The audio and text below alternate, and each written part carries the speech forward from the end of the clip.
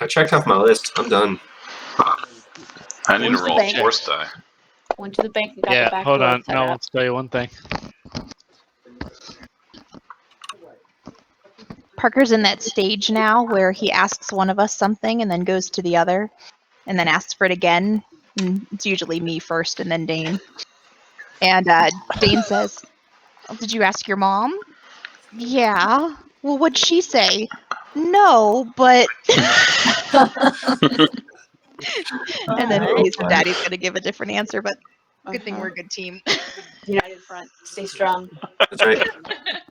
Well, he comes at me. He comes at me with, "I asked mommy about this," making it sound like she said yes. So I should give it. And then I'm like, "Well, what did she say?" "Well, no, but..." That's awesome. Oh boy. Wheeling and dealing. Yeah. We're a good team too until one of us buys a goat. Yep. Don't buy all the goats. Gonna happen. Just for the record, I think that's 5 weeks in a row. Ramen has rolled a Greg dark side dice. over a goat because Greg bought a Yeah, goat. what's the deal with that? Discussing it. Maybe I'm really evil this whole time.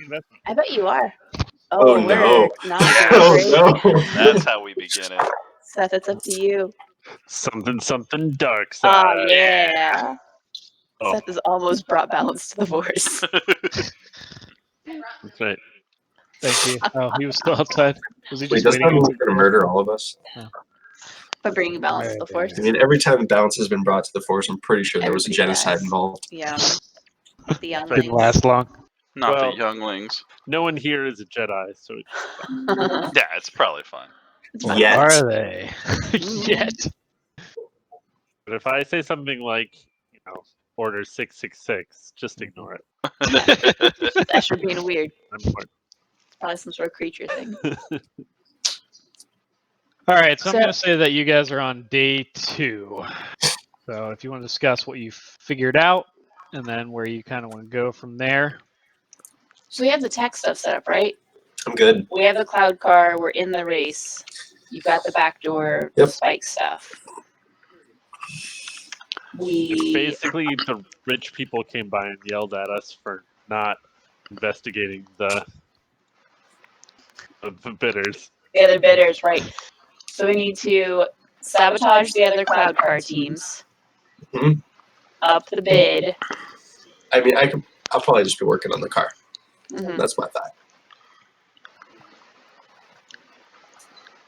Tinkering.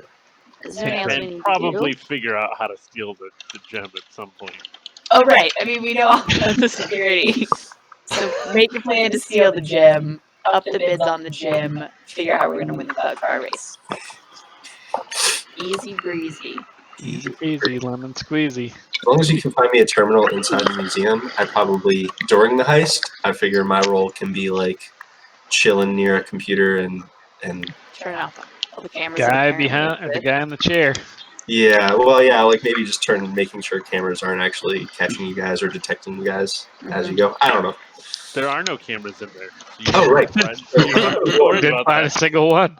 Well, there's one. Well, apparently, I mean, the thief, security says there are several, but what does he know?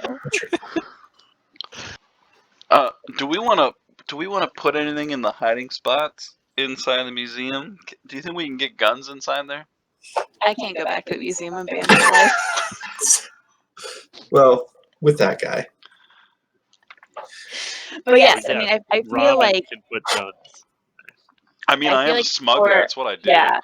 Because I feel like for like the gala, when it's full of rich people, security's probably going to be a lot tighter as far as weapons than just like a generic like 2 o'clock on a Tuesday afternoon go to the museum. Security's not going to be paying attention. So I think we could like hide stuff in the So museum.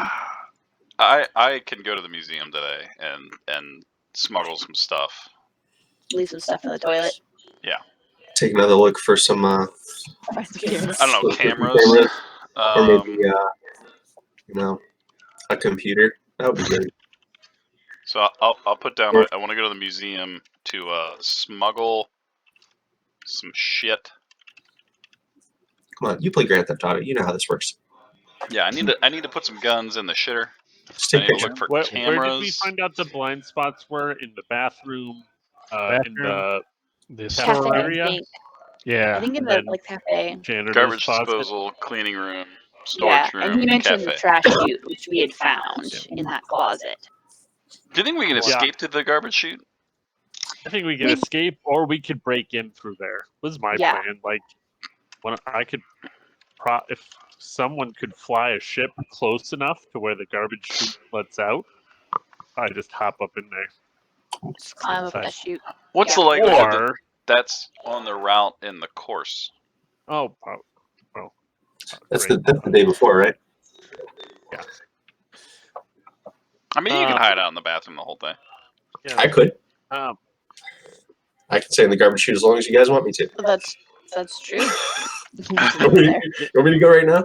the other possibility is you smuggle in some bombs. We just blow a hole in the wall and charge in through the wall. Oh, we do have Going some bombs, don't we? I feel like That's one of the options in GTA. I feel like regardless of plans that involve stealth, we're gonna end up charging and blowing up at some point. So if we just start with that, we'll probably save ourselves some time. Straight to bombs. All right, then my goal, I'll go to the museum.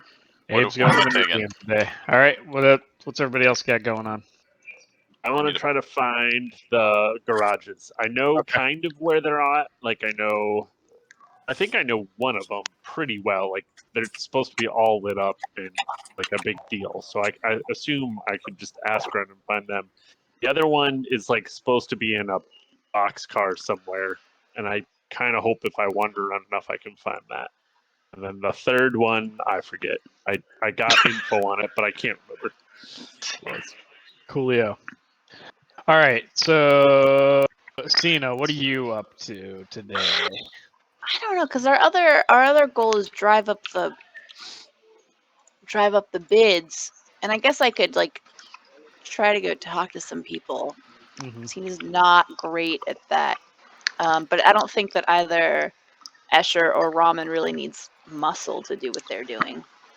I wouldn't mind terribly if I had some muscle in case I find one of these places, try to break in, and then get caught. Oh, okay, then I'll go with Escher. I'll be Escher's muscle. All right. Okay, so Abe, we're gonna start with you, I think. Dane, can I ask a question? Yes. So my smuggler's jacket says checks to find items are upgraded by wearer's skullduggery. What does that mean? Like my skullduggery is pretty Read tight. it again. I put it in the chat. So I can conceal 2 encumbrance worth of items, but checks to find the items are upgraded by wearer's skullduggery. Because it's got Upgraded pockets. by wearers. Checks to find items are upgraded by wearers skullduggery. So I don't know exactly what that means. What is your duggery of skulls? I put it in the chat. 2 yellow and a green. 2 yellow and a green, eh? I'm gonna Google the trench code in case I typed it in wrong like an idiot. But it's possible. 2 currents worth of items. Checks to find items are upgraded by a wearer's skullduggery. So it says how opposed. opposed. Okay, that makes more sense. That's how I was kind gonna of interpret different. it. So instead of giving a difficulty for them to find it, you could oppose the check with your skullduggery, which would generally be more difficult for them to find the items. Okay. Yeah. There, I fixed it. All right, cool. Alrighty. You may continue. All right. So you are going to check out the museum, eh? Well, I would first ask Cena, seeing as that they went, what the security was going in. Like, is there any like alarms? Because I don't want to smuggle like some bombs up my butt and then Bomba, huh? They got some assholes out front. Good. Did they Good. check us over for weapons, or did they just kind of I don't. glare at us? Cause someone talked me out of having my heavy blaster rifle on my back. So I don't think, but I took. Raw gave me his. A smuggler pistols, pistol. I think. Yeah, so I had your pistol and your jacket, I think. So I didn't look like I was running around in my gank armor. But yeah, You remember they kind of halted you and just gave you a quick look over? I glared at them. Yeah, but then they let you pass. Okay. Well then, how much encumbrance do those bombs take up, Andy? Each one is 1. All right, give me 2 of them. I'm gonna smuggle them into the museum. They are all in the party sheet. Shit. The ones I've made so far. There's also one in the ship that is, I think it's just a generic stun grenade. Let me check. Are any of these like remote detonation? Like we could set them off later, or are they all like hit a button with your hand kind of thing? Beep. What are they? What kind of grenades are they? Just There's a stun grenade in the ship, and then I have a combination of 4 various stun grenades in our party sheet. yeah, I would say stun grenades are probably a hit a button and throw, kind of like a regular grenade. Okay. Where you'd pull the pin and throw it, and you'd get so long before they went off. If you wanted something that was remotely detonated, those would be like remote chargers, kind of Okay. like the things that Han Solo puts in the bunker in Return of the Jedi. He's like, beep, Andy, is there any difference between those? You just have sticky 1, sticky 2? They're slightly different stats. The sticky ones have the ensnare ability, which means you can spend advantages to ensnare someone with it. Okay. And the woozy ones have the disorient. All right, I'm gonna take 1 of each, and then I'm gonna put them in my hidden pockets inside my jackets. And God help me, I'm not taking a gun. And they all do stun damage. I could probably make like an ion grenade too.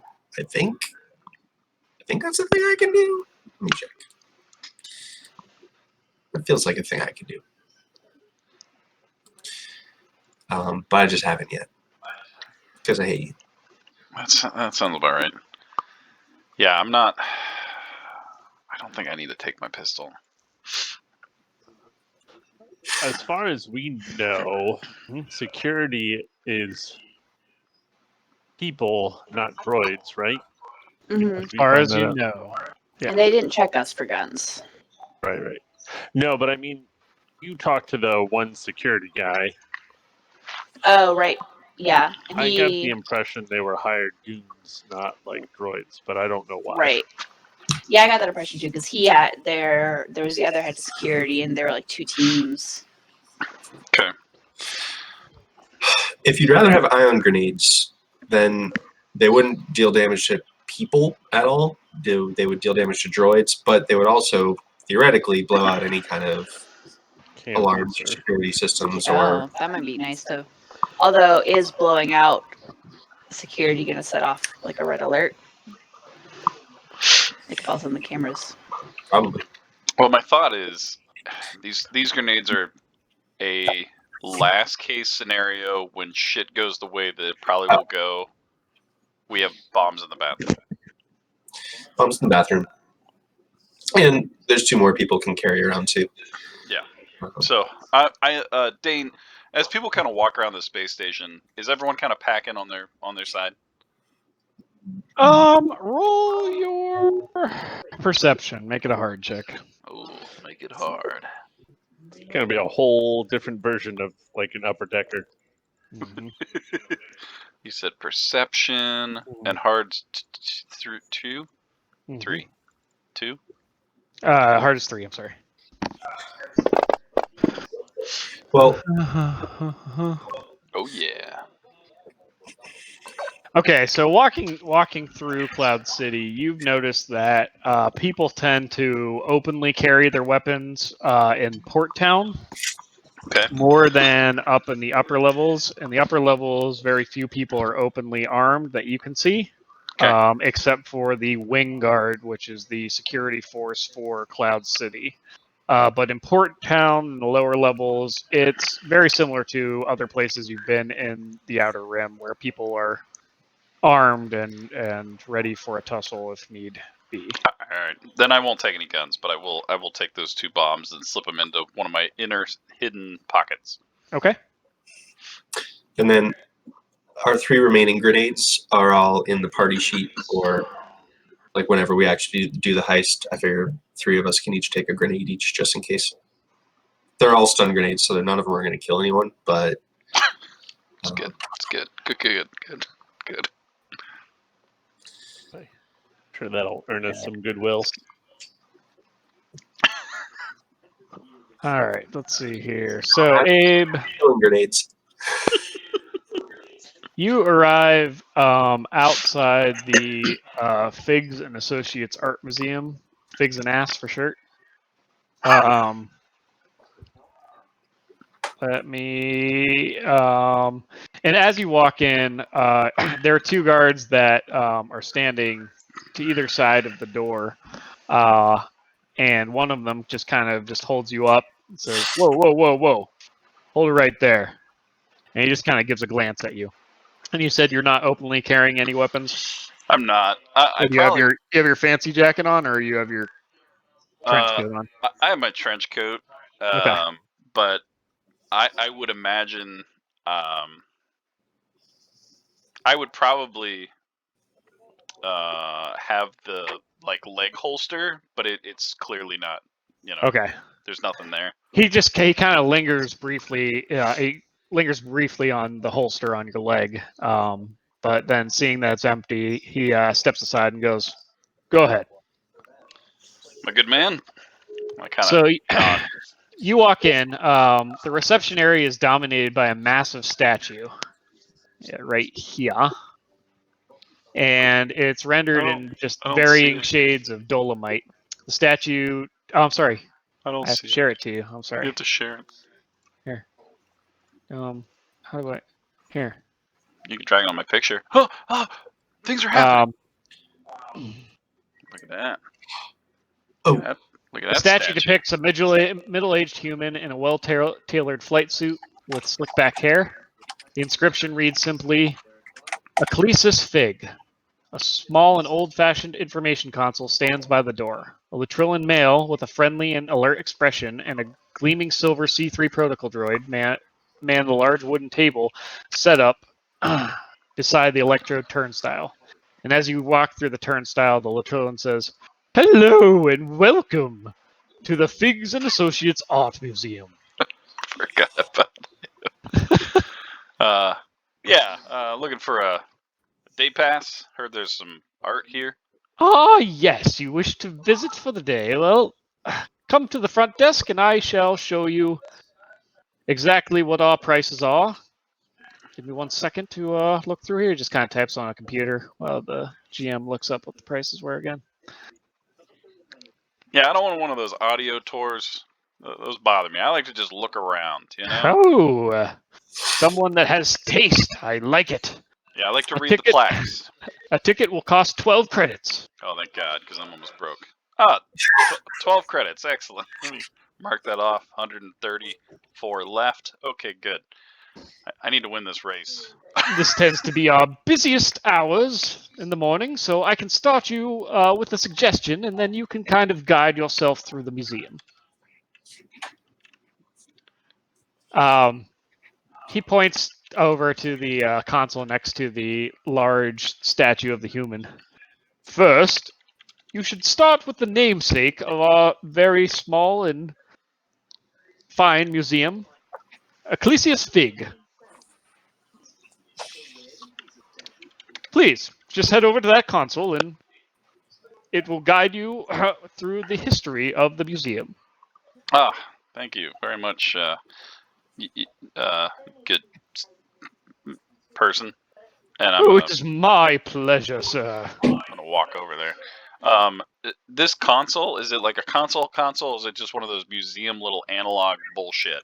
It's like a touch screen from a museum where it's got a pre-programmed guide basically that you have to click through. Why can't I confirm your shit? Sometimes you gotta confirm shit. Confirm. Do you have it locked? Do you have it unlocked? Do you want me to move it some more? Is this helpful? Oh my God, that is not. Okay, I just unlocked it. You can move where you'd like to. All right, so I go over here and Okay. I am going to just have you know I'm gonna pay attention to it, but I don't give a shit what this computer's telling me. Sure. It goes in a drawling voice. It goes through the long history of Cloud City and the Figs Art Museum. And one thing particularly catches your attention as you listen to the story. You find out that it was the museum itself was backed by some of Ecclesiastes' friends from the Incom Corporation, and the actual Incom Corporation may or may not strike something in you. If you want to roll your Underworld check or Yeah. Knowledge Core Worlds check. I want to do that. Yeah, If you do Underworld, it would be easy. If you do Knowledge, it's going to be medium, average. Well, I'm not what people call knowledgeable, so we'll go with Underworld. Okay. Yeah. All right. So you know about the Incom Corporation. They're kind of a big shaker and mover in starship design and other enterprises in the Outer Rim. You know that a lot of Incom's engineers have thrown in with the rebellion. It was a big scandal not long ago that was on all the HoloNet feeds. And the company itself is more of a shell of what it formerly was anymore, and it's heavily governed by the Empire. But all of the original members have long since thrown in with the rebellion. Before I move on, can I just make a quick almost like I'm like stretching my neck because I'm so intently listening. Sure. I want to make a camera check. Okay. Roll your perception. And it's going to be. Can I roll my planetary piloting instead? Planetary piloting. Let's make it a average check. So 2? Yeah, I think so. Is there some cameras up in this place? I feel like it was much harder for Rachel and I. I feel like it was way hard. I think you had a much higher difficulty. Yeah, so you see at least 2 cameras in this room. Actually, let me just read, make sure that's where I had them. There it is. 2 cameras, Shifting huh? Did you catch that? 2. Just moving around. Sorry, only 1 camera. 1 camera. And it's located. Yeah. Oh, camera right there. It seems that it could easily cover this entire entrance. Right in front of your face. Oh. Whoa. All right, camera there. Got it. Camera check. 1, 2. So yeah, as you kind of scratch the back of your head, kind of pretend like you're stretching, you kind of look up and see that there's a tiny little camera scanning the room. Okay. All right. I'm gonna nod to that weird dude, and I'm gonna walk into the next room. All right. You walk through some turnstiles into the next room, and what you see is.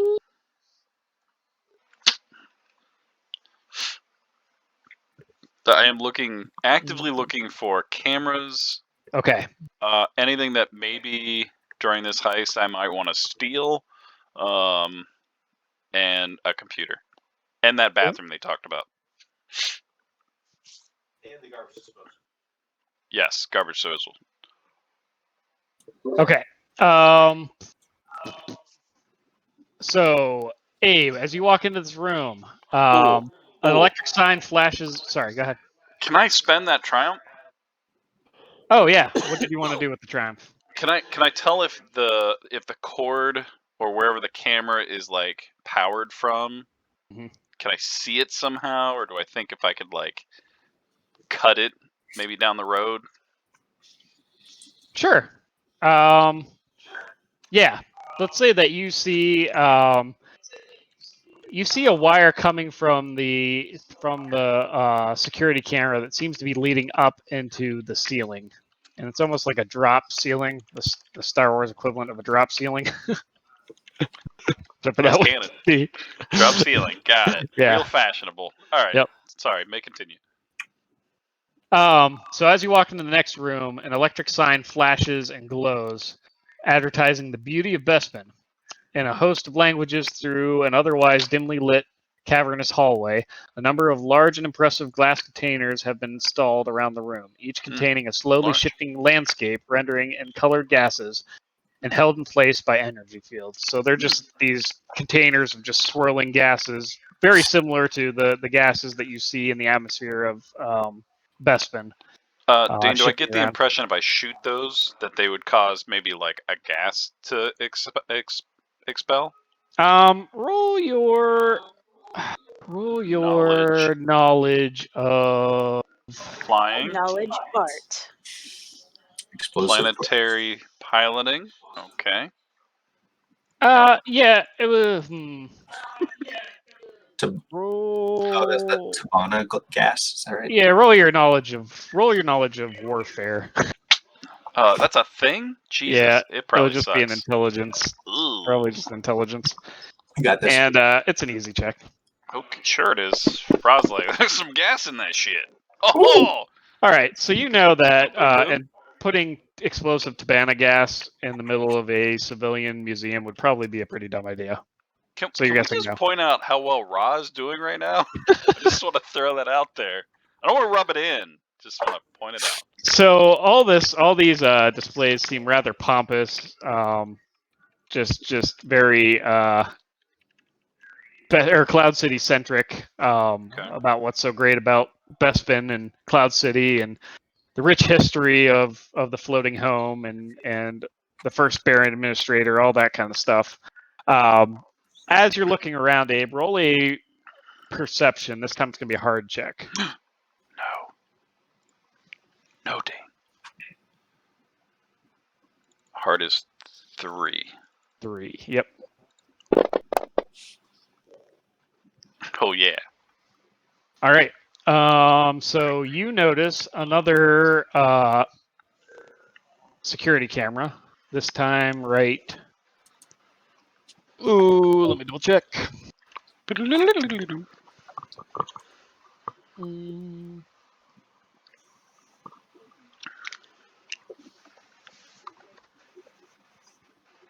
Okay. You see one that's kind of right above you, Abe. Okay. In this area. It was a little harder to spot than the last one, but this one seems to cover this entire hallway. Basically from where you are all the way down to the very base of the hallway. Okay. Looking around, you see a room to your... If you're facing down the hallway, it would be to your right. Okay. And a room to your left. The room to your right seems to have some relics and just different displays of old artifacts. And the room to your left seems to be some kind of gift shop. As you look down the hallway, you see 2 additional openings. One to your left, and just kind of you can kind of see through the door that there's some tables and some chairs in the room to your left. I'll just point here. Oh God, excuse me. In the room to your right, at the other end of the hallway, you can see there's a door to what looks to be another exhibit.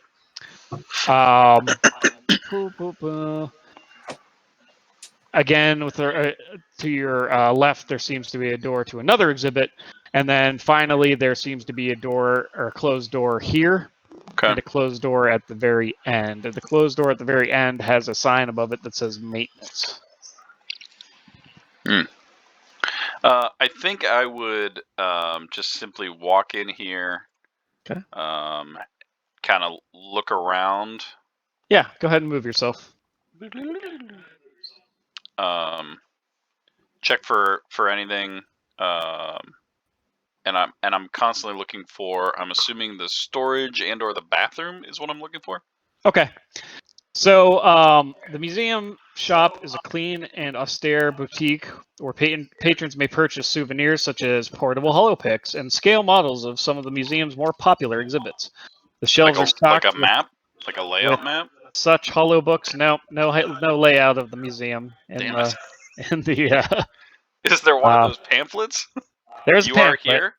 There's a pamphlet that just talks about Cloud City and why Cloud City is so great. No museum. You see some hollow books, artist biographies, portfolios, other merchandise depicting famous works of art, and just a lot of this stuff featuring the works of art that are in the museum themselves. You see a T-shirt rack with a T-shirt that says, "I went to Cloud City and all I got was a stupid T-shirt." I'm gonna buy one of those. Okay, and let me see here. There is a WA7 service droid that is kind of bustling around the shop area, and it kind of wheels up and stops right in front of you and says, "May I help you with anything?" Oh yeah, I'm gonna need one of those T-shirts. It's from a lady friend.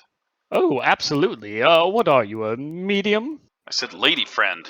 Oh, yes, I'm sorry, I misheard. I need a medium. A medium in the ladies. He kind of shuffles through the. Well, she likes to wear a T-shirt rack. male shirt. Well, looks like it's all not we for have me. is smalls and larges. I can look in the back if you'd like. Yeah, that'd be good.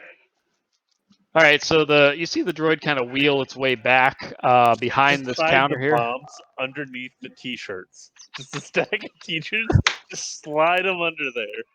No one will notice. Do you think anyone's gonna buy one of those? Well, first, can I look for surveillance?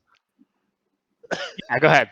Because roll. It's going to be a perception. You're good. It's going to be a perception with a hard difficulty.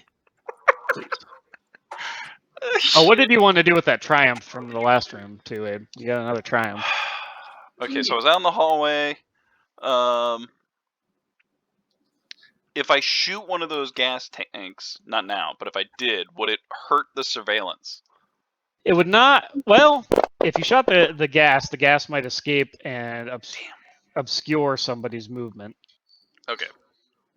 Yeah, Abe, you're just kind of, you walk up to the counter as he starts to go back, and you're just kind of looking around, and he stops and just turns around to you and says, "There is no merchandise up on the ceiling, sir." Oh yeah, just there's a strain. My droid chiropractor's in the workshop. It's fine. Did you find that medium? Oh, sorry. You aren't able to find a security room or security camera in this room. I don't find a bomb under the shirts. He turns around and opens a door that says staff only above it and heads back in. Roll your perception, make it another hard check. See what's inside the room before he closes the door again. All right. Cool, clean water. So you're just kind of looking at stuff on the counter, pretending to be nonchalant. You knock over a model of the Cloud City, and he says, "Oh, I hope you know you bought that." Oh God! But as he opens the door, you look back and see that it's a storeroom full of merchandise, paintings, replicas of the hollow paintings, that kind of thing. And the door closes just as quickly as it opens. A moment later, he opens the door, comes back out, and sets a medium T-shirt in front of you. I'm holding the piece of whatever I just knocked on the floor. I'll take that in the shirt. Okay. Very well. That will be 20 credits altogether. Yep. Feeling real good about this trip. Is there anything else I can get for you? I need a bag to put my pieces in. Ah, yes. Here you are. And he gives you a bag. I look irritated, but I'm like, thanks. And I'm going to walk out this way. Enjoy your visit to the Figs Museum. Yeah. Yeah, you too. You walk through the door and walk into what seems to be a small cafe. A busy kitchen droid sits behind the counter here. creating small plates and sandwiches and that kind of stuff, which it puts into a glass container that's on the counter. It doesn't seem to notice you at all. There are racks with different kinds of snacks on them, and peeking around the corner here, whoops, you can see that that's the kitchen, where the kitchen droid kind of shuffles around to make the foods, soups, sandwiches, that kind of stuff. There appears to be a door. Yeah. I grab whatever is on that snack rack, and I walk over here and put it down. Okay. And The then I droid. tie my shoe. The droid just stops, picks up the snack thing, scans it across a little scanning bar, beep, and says, 3 credits. Oh, thank God, something cheap here. I slap it down, and then my boot's untied, and then I'm gonna look in that place behind me. Okay. You bend down and tie your boots, looking behind you inconspicuously to see a door that's labeled restroom. Sweet. Thanks. I could use the John or the head or whatever they call it in this galaxy. The kitchen droid continues to. I'll wash my hands. He doesn't even notice you. And then I go to the bathroom. All right. Can we open this door? Where's the door already open? I don't know. And Open. this Close. is outside. Is this where I want to drop the shit? I don't remember. I took so many notes and I'm confused by them. So you walk into this. Generally, you drop shit in the bathroom. And drop shit in the bathroom. You walk into a room that has 3 stalls. It's a refresher with 3 stalls. There's also a sink with 3 different sink stations.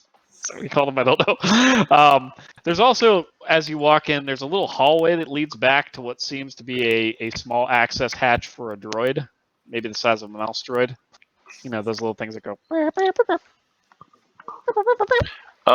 I remember Cena telling me that the refreshers is a blind spot, and I'm gonna look somewhere in here to ditch one of my bombs, and then I'm also gonna go.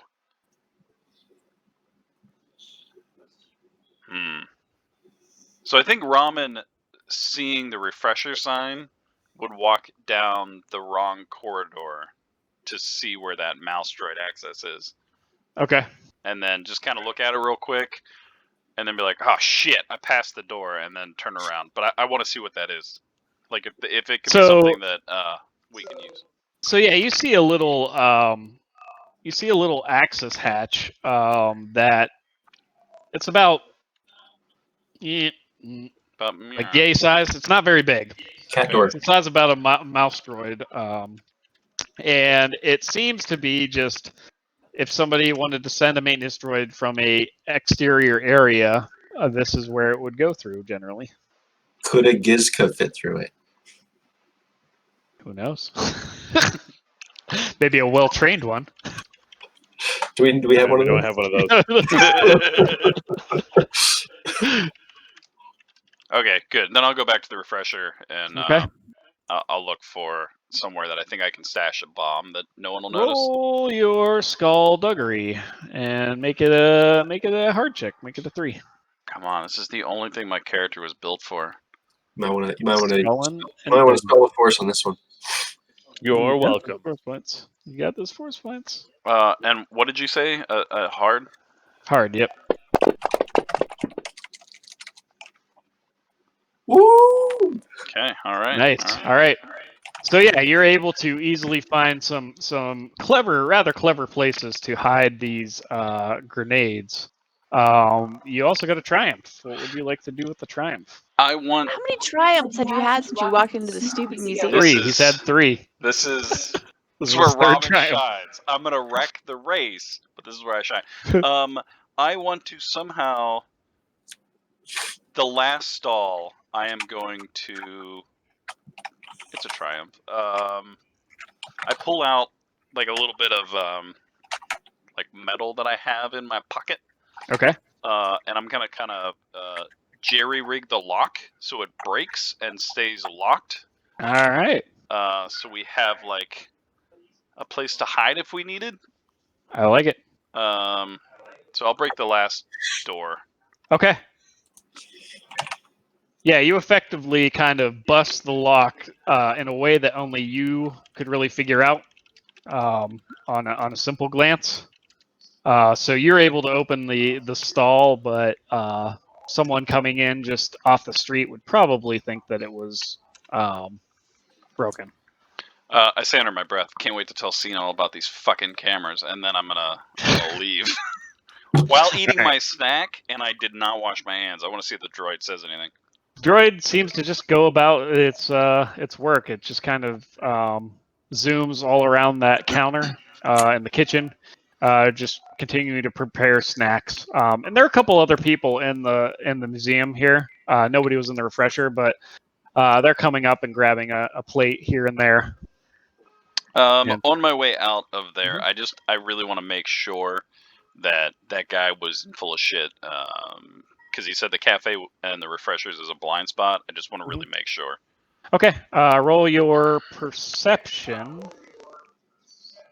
and make it a hard check. Damn, had to fail at some point. Yeah, you don't see any cameras. All right, I'm gonna put no cameras. Confirmed. Yeah, and then I guess I'll making my way downtown.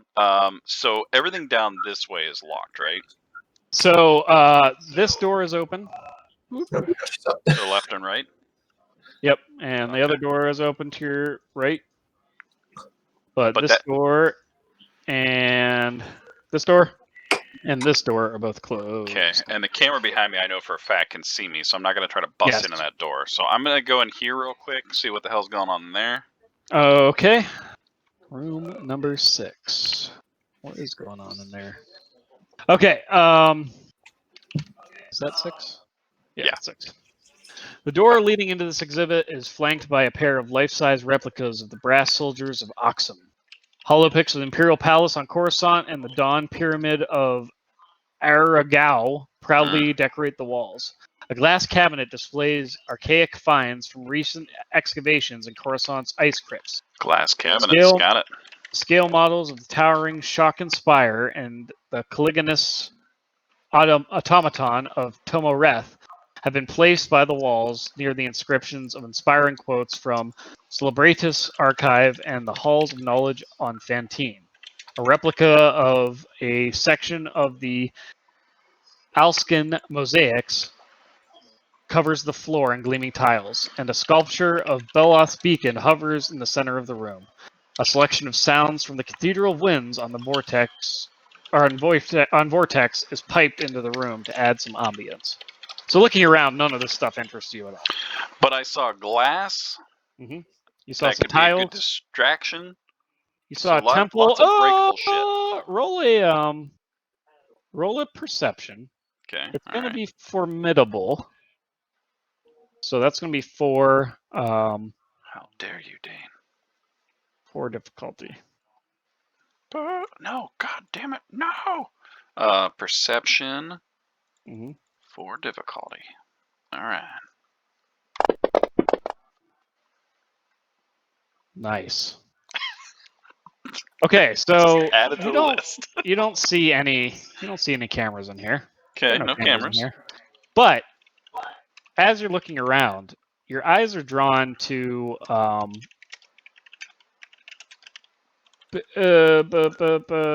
your eyes are drawn to the replica of what's labeled the Dawn Temple, or the Dawn Pyramid of Argao.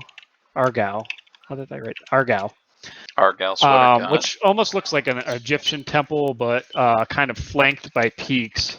And looking a little bit closer, you see an anomaly on the side of the temple that, with a cursory glance you wouldn't have noticed, but it just happened to catch your eye.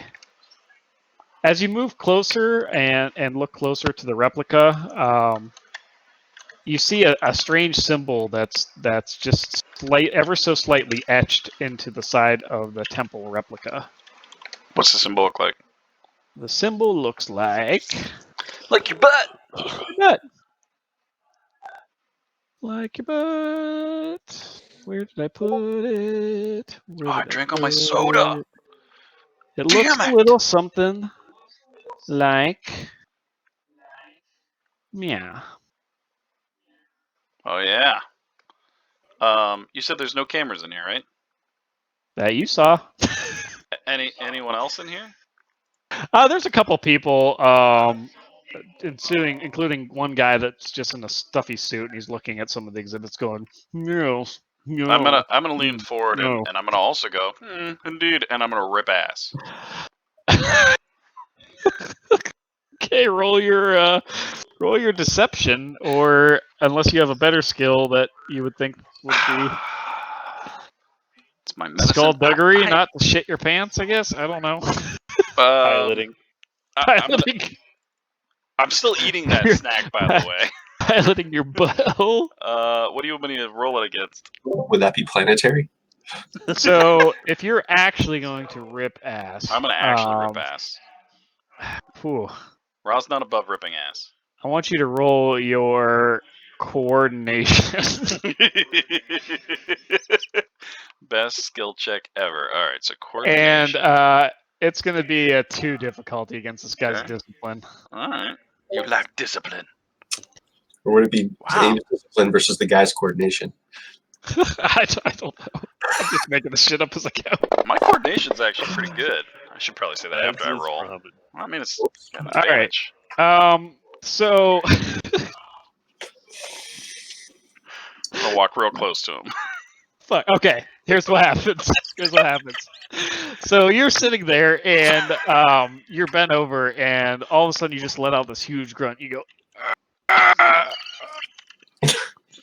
and the guy who's looking at the exhibits looks over at you and goes, "Oh," and you just continue to, but nothing's coming out, man. Nothing's coming out. But you keep pushing and grunting till eventually. You're not sure where you conjured it from. You just let go this huge burp. So you're bending over trying to fart, and you go.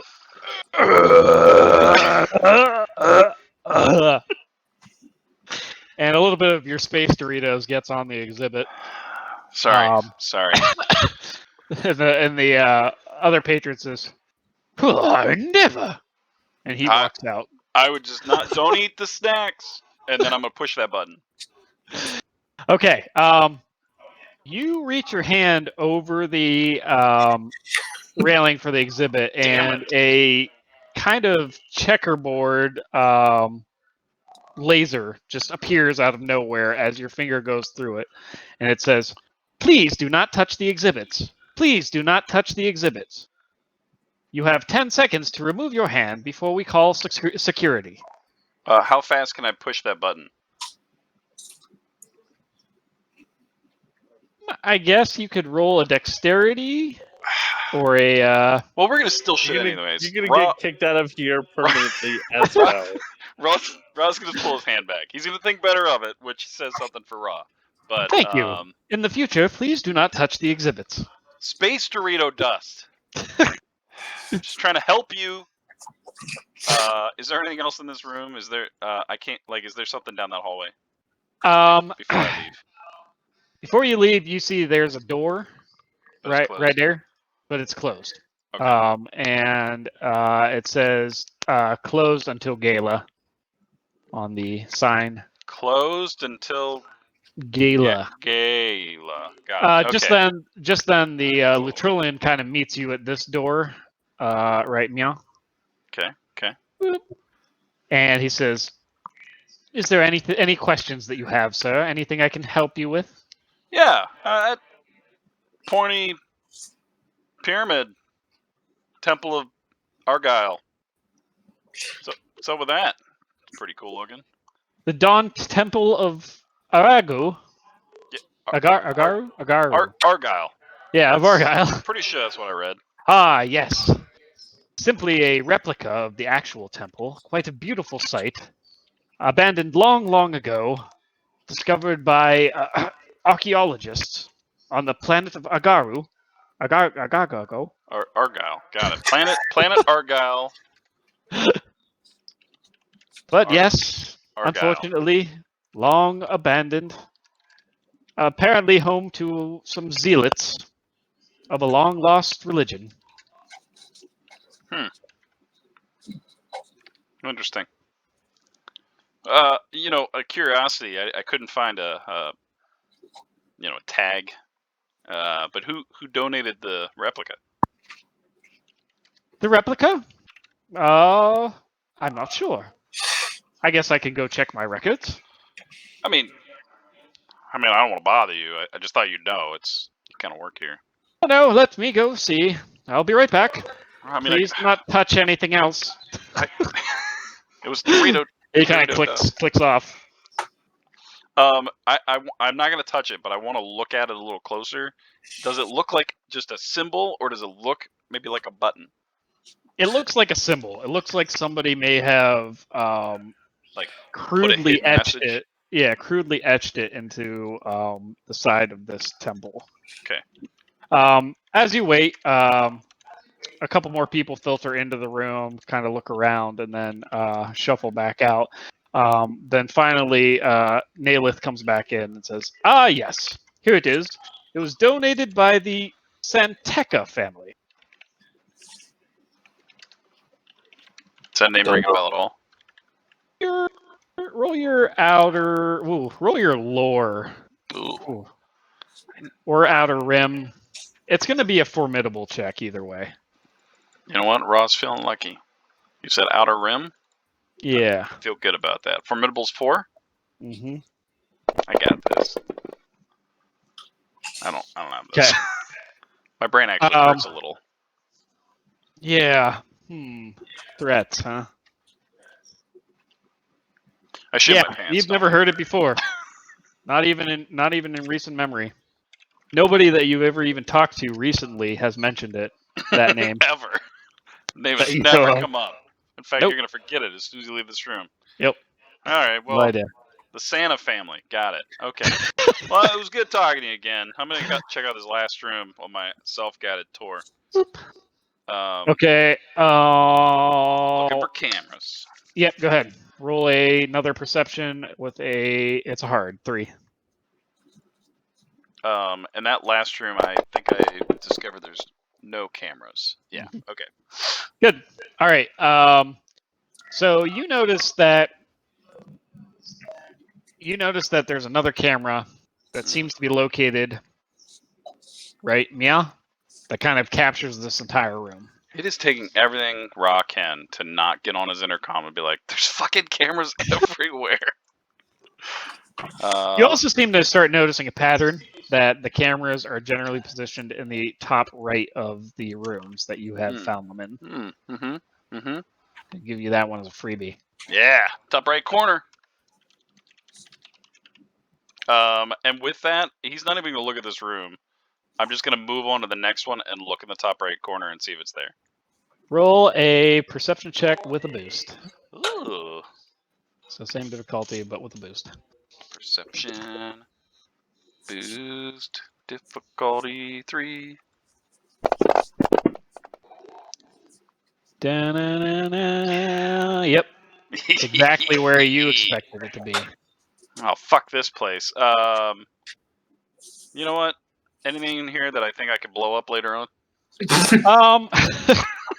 This is the Reflections on Zim exhibit. The room is a jumble of paintings, sculptures, and cases filled with a motley mix of artworks and archaeological finds from Zim in the Depot region. Some of the exhibits bear signs that claim to date before the Republic, while others are either replica artworks inspired by the period. The room is dominated by a large metal and stone replica of a bold conqueror, a copy of the famed wonder of antiquity, the statue of Zim on de Servo. Again, a lot of stuff doesn't mean anything to you at all. Okay. Yeah, I think I will I didn't find the maintenance room, right? You did. Oh, I It did. had a sign over it, and it was right. Yeah. Okay, Right. that was the maintenance room. Yeah. Okay, my bad. Woo. I don't think I added that to my notes. Okay, yeah, Raul head back to the ship.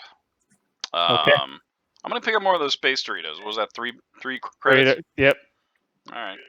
Yeah, I'm gonna be munching those on the way back. All right. Let's go to Seth and Rachel. Alright. A little bit of overlap. I'm gonna look for maybe before he leaves and say, "Hey, do you have any credits left? I need to buy something to sabotage your competitors." Oh, I love everything about that. You know, I may have bet 1,000 credits on myself. But I did give H3 1,000 credits. He might have some left. Okay, I'll go try to find H3 and ask him for like 100 credits. He probably has none. Oh, you just Okay. need 100 credits? I don't know how much it's gonna be. Well, I have no idea. Well, here's 100 credits. That leaves me 8. I'm sure we'll be fine. Okay. I have many money. I have Well, 8 credits left. I've got a bunch of credits too. I don't need. I feel like you guys are holding out on me. Where'd all my I credits don't go? carry it generally. I mean, if we didn't have any, I just would have stolen it. But probably better if I don't get arrested. And then I'm gonna try to go buy some bait for any of like the big, squiddy creatures that are supposed to lurk around the race. All right. 100 credits worth. Yeah. So you recall the exotic animal dealer from when you first came into Port Town, and you think talking to her might be your best bet. So the squiddy guys, what are they called again? There's a couple, but I have a table here somewhere of it.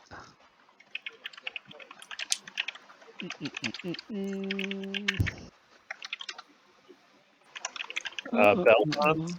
Beldon, yeah, that's the one. Yeah, sometimes some Those are the Beldon ones bait. that are actually near the race. I think. Oh, shit. Yeah. So I want you to roll your negotiation. And it's going to be against her discipline, which is going to be 1 purple, 1 red.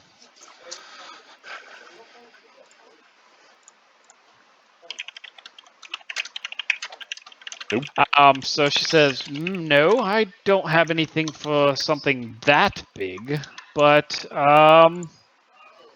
let me think here. Perhaps I could provide you with something else.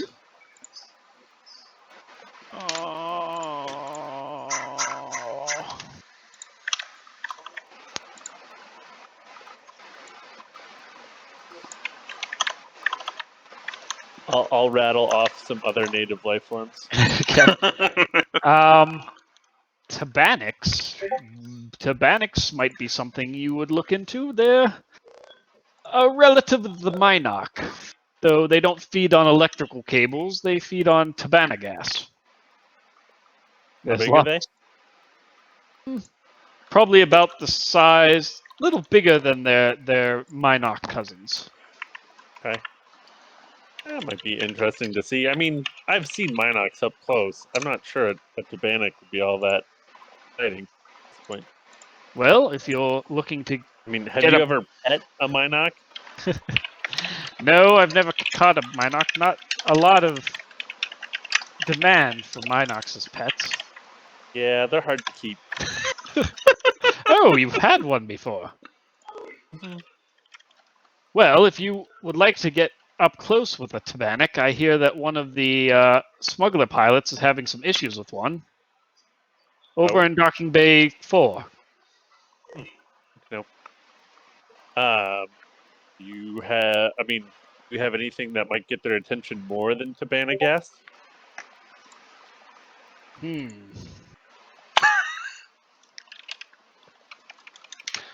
Let me see. I don't think it'd be very safe if I just carried around a canister of Cabana gas. That's probably illegal. I suppose it's possible that you could attract them with some kind of high-pitched frequency. Okay. Maybe similar to a mating call of some kind. Okay. Okay.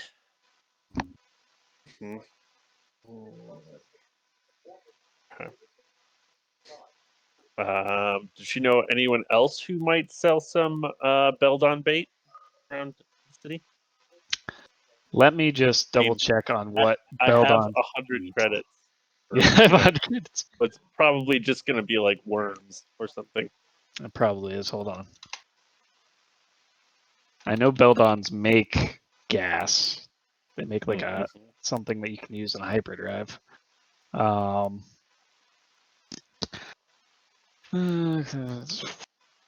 they metabolize the natural chemicals and biosphere planktons of the slushy glass liquid.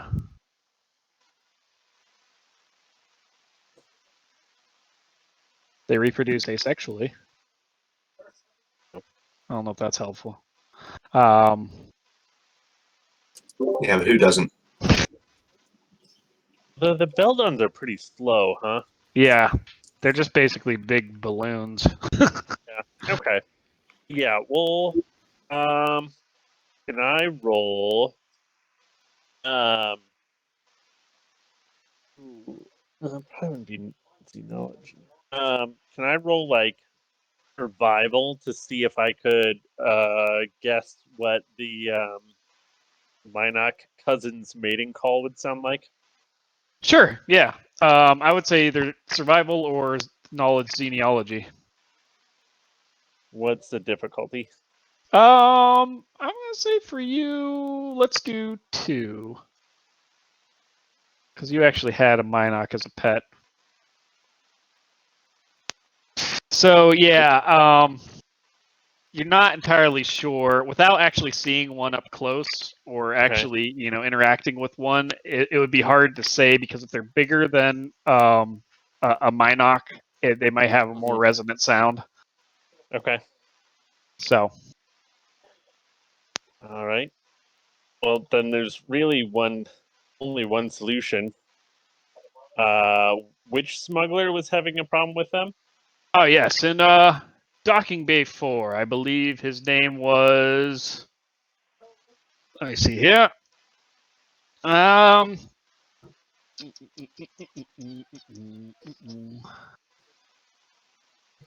I know I wrote a thing for this. There it is. I think his name was Zier. And as soon as he says Zier, you're reminded of something immediately, Escher. You're reminded of your Uncle Zier. At least that's what you called him. He was a smuggler that used to run with your mother before she passed away. And he's kind of a scoundrel, but was almost as good as an uncle to you because he helped kind of raise you from time to time. But it couldn't be that Zier. Copper. Yeah, couldn't be that Zier. You haven't seen that guy in forever. Okay. All right. Well, H3. I think I might need your help with something. Do you want to come with me and meet meet my uncle? Okay. Cena, you can come if you want to. Do you need me to rough him up? I don't think so. All right. I never knew that you had family. Well, I mean, everyone but droids have family. Is that true? I mean, there are some. I mean, even if you reproduce asexually, you technically have family. I don't have a family. And you had a creator. That would Cena doesn't kind have of a be like family, even if you don't remember them. I do remember them. Oh, I thought you didn't remember your creator. Oh, not my creator. My manumitter. You're what? You heard him. Oh wait, I'm not there. That's family. Sure, why not? Oh, I mean, I call him my uncle. He's not even blood, so if he can be family, your Manny what's it can be family too. And he was, it could be family. he may be dead. My mom's dead, so Image I just put in. It's like the most depressing conversation that's happening. Well, you don't have any family. Your mom's dead. That's fine.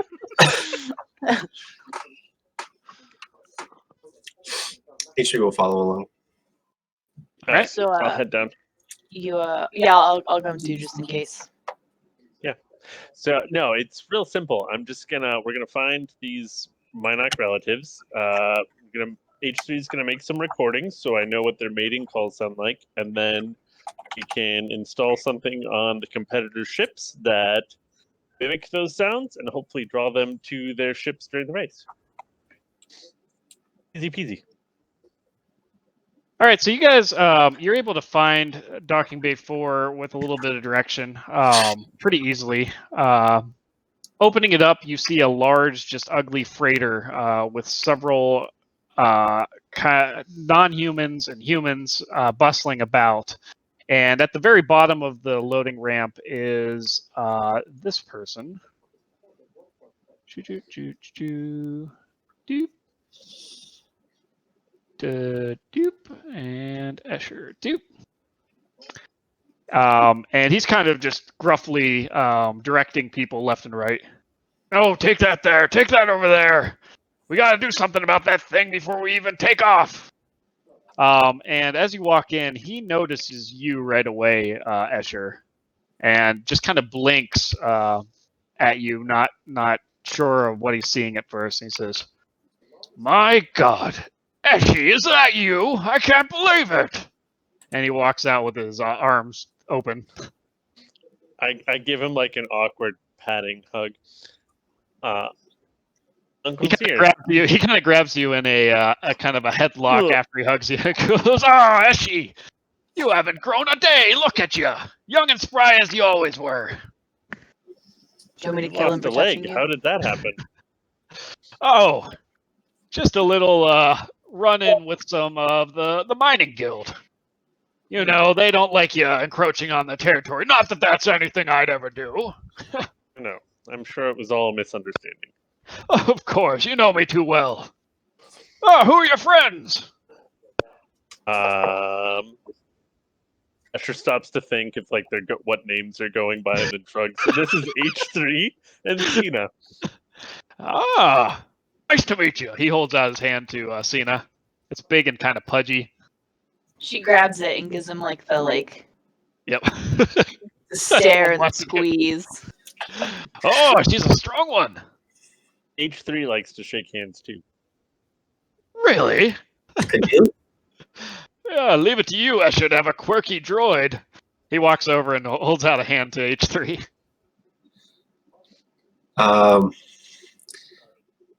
H3 will envelop this person's hand with his. Okay, you kind of grip his hand and the pudgy flesh just kind of, puffs out between your metal fingers as you shake his hand. He says, "Always the character." Say, I confess, I didn't even know you were here, but I heard someone had a Minoc problem. Something like that.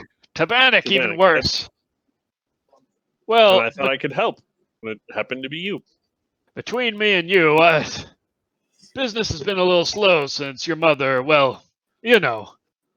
But I thought maybe I could run my own little operation here. Came to Cloud City, hoping to smuggle some Tabana gas. Big business here. I've heard that. I actually was able to get a job from one of the head honchos, Vorse. Tabareth, I think is what he's called. But as you can see, the job's not going real well. I got a Tabanic aboard and doesn't want to leave. Well, I might be able to help. Oh, that would be... I was pretty good with animals. H3 just starts staring at Cena. At the sound of the name Vor's Taberth, Atri just like starts staring, just like piercing green eyes. I would be so appreciative. He's been breathing down my neck with this, sending some of his thugs over here. I guess he really needs these credits for some kind of something going on soon. He was hoping I'd have these delivered a long time ago, but what can you do? I mean, these Tabanics are everywhere, and they feed off this stuff. Mm-hmm. But my mom always did say you needed to upgrade your shielding. Yeah, she was a clever one. I could definitely see where you get it. But, well, listen, if you can do me a solid on that, maybe I can do something for you in return. I think we had something we needed from Boris, but I can't remember what it was. Vors is the dude that's married to Eris. That's what I was just asking. Okay, I thought so. Okay. Yeah, we also just need need him him dead. bidders. He's a crime lord dude. Right. Yep. He's also one of the Bid bidders. more. Yep. And also one of the bidders. Right. The one we kind of want to steal his money if we can. Right. But also maybe the least wealthy of them. So. Right. So maybe if he gets some of this money, then he'll have more to spend. Yeah. So he kind of moves aside and gestures you. It's in the cargo hold there. Are these things dangerous? And she starts to like grab her heavy blaster. Hell if I know. They suck down that Tabana gas, though. Wait, was I supposed to bring a weapon? Sorry, you said you grabbed your heavy blaster, Rachel? Yeah, she starts to like take her gun off her back. She says, "Whoa! You might want to be a little bit careful. I mean, if they are dangerous, I don't know that blasting them's the best idea. That Tabana gas, it's very volatile if you hit it. I bet you could punch it. I'd rather not lose my ship." Puts her gun back and then like flexes her claws. I brought my fists. That would work. Yeah, me too. Good job. So you guys go ahead in there. It's somewhere in the back there. You might be able to find it if you listen real careful. Are we?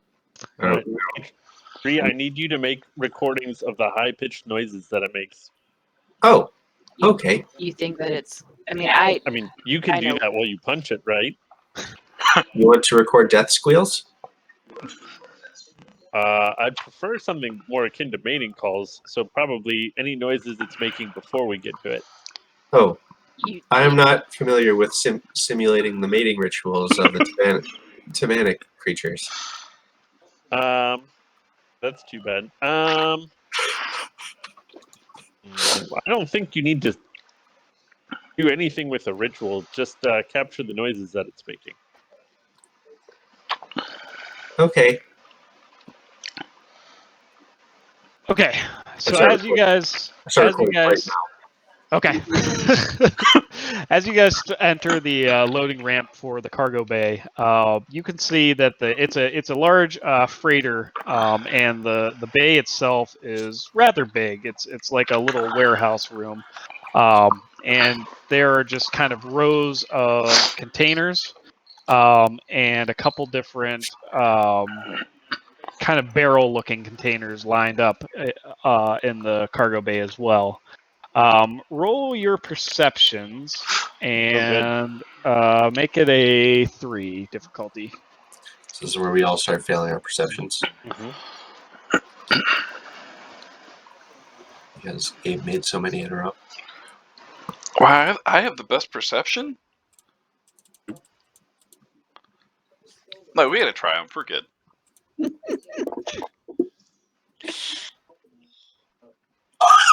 There we go. So let's see here. I did it! So H3, you're going to hear what I'm going to have you You're the hear. one we needed to hear it.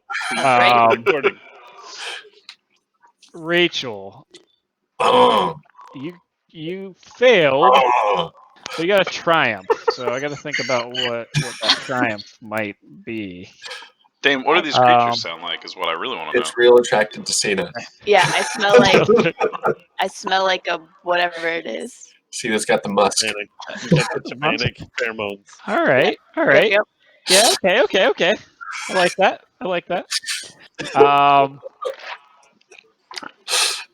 And then Escher, you also failed, but you have an advantage, a slight advantage.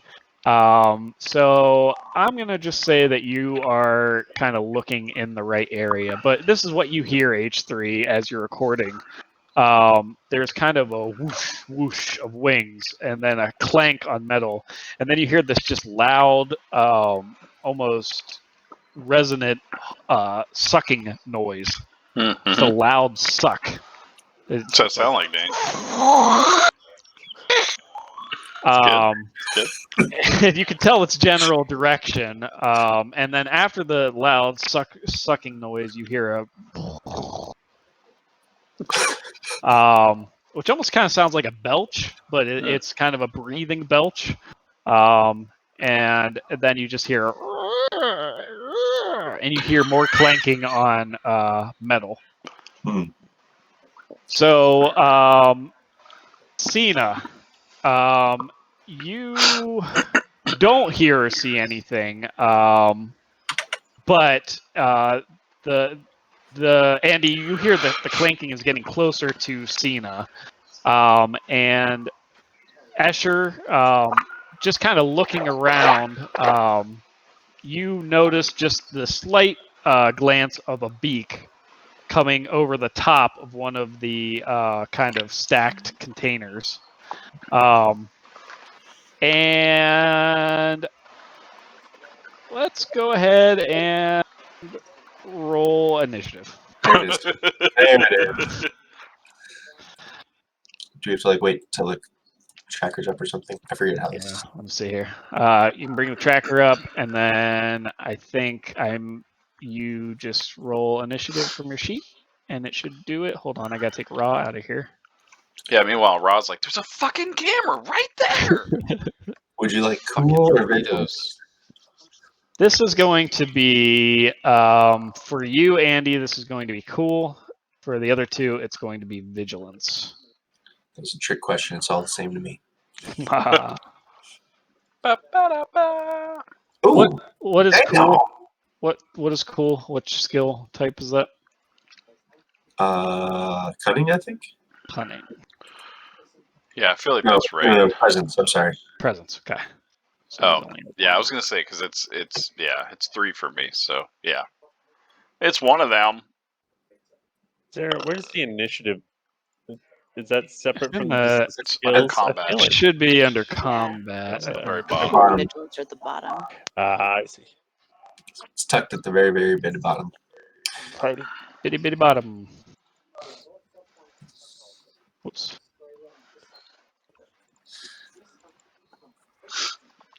All right. I don't actually have a character sheet for this. I don't think, unless there's one in the NPC thing. Doing it live. I'm It's doing it going live. to be really important.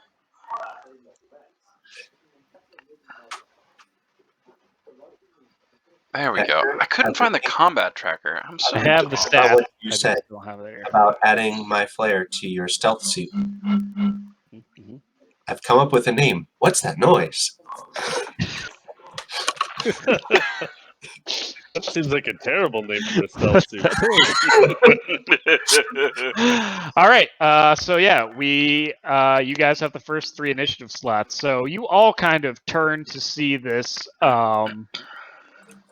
Kind of basically H3 is looking up at it already, just kind of nonchalantly just observing it. And Escher, you already kind of saw it peeking over, and then Cena, just looking at the other two, you just kind of glance up, and what you see, and I'm going to put it in Discord because for some reason I can't get it into my images folder.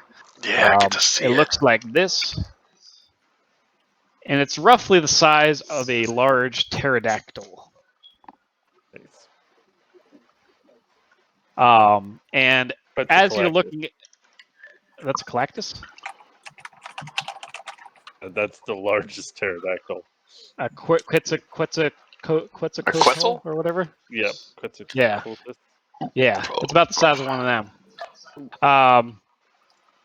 As it looks at you, it kind of exhales this just gaseous gas that is kind of opaque, and it just kind of seethes around the area. And whoever would like to go first may go first. All right, let me try something first, because if this fails, then you guys can wail on it. No problem. I will. I'm going to attempt to calm it down with a survival roll. If I can. All right. I think it's Roll really your survival, and it's going to be a 3 difficulty. And I'm going to use one of my dark side points to upgrade that bad boy. do it. Smokes, you got him. So it should be a Instead of red. a- Two purples and a red.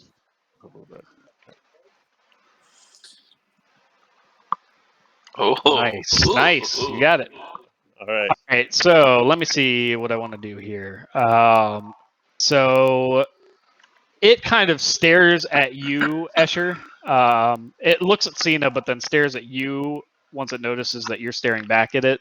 And it just has this very kind of intimidating presence to it because it's so large and it's staring down to you. So you're going to take 3 strain. Okay. But, yeah, what do you do? So I was I had the Minoc for a while. So I will basically grab my coat with my arms and spread it out in a way that I used to do to play with the Minoc when I had it, and flap it at it in a way that I hope will be calming and comforting. Okay. So yeah, you are able to do that. Completely ridiculous. So I did. So as you guys are looking at this thing that looks like it's about to pounce onto it, Escher just kind of holds his hands out to keep you back and steps in front of you, and steps out and starts kind of flapping his arms and going.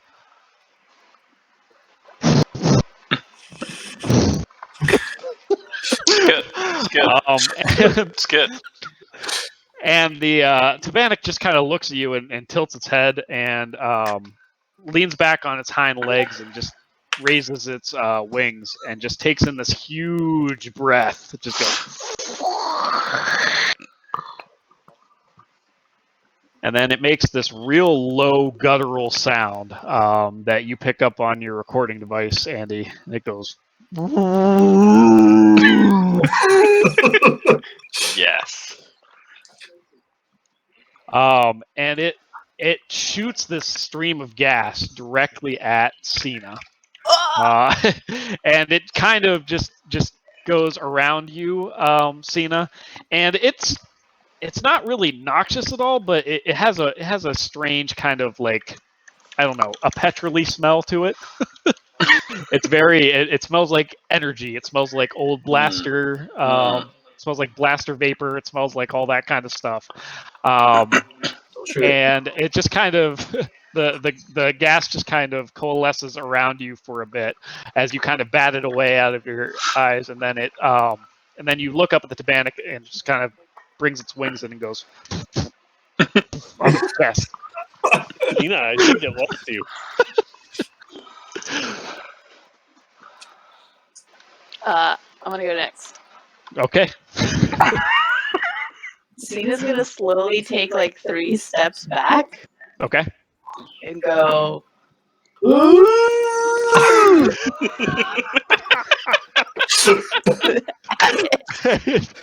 All right, roll your deception or survival. You can do survival, deception. I don't know what else. If you have any other suggestions, I'm willing to take them. Charm. You can roll your charm. Yeah, she's really great at all of those things you just said. You got hit points, or you can just fail miserably. That is fine. Yep. I'm gonna roll a deception. Okay. And What's give the yourself difficulty? a boost die. Nice. And the difficulty is going to be easy. Purple. Just 2? 1 purple. Okay. Yep. You got this.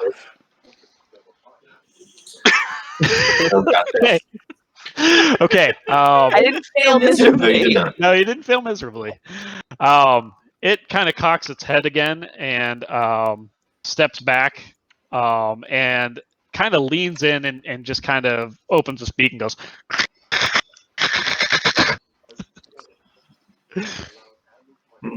You get the sense that it didn't have the response you were looking for. Okay. Yep. All right, H3. Could I attempt to? Actually, can I take like a quick question with Escher? Yeah, go ahead. Do As you it's need, kind of chattering at Cena, you kind of aside to Escher. do you need to record more? Are we chasing this away?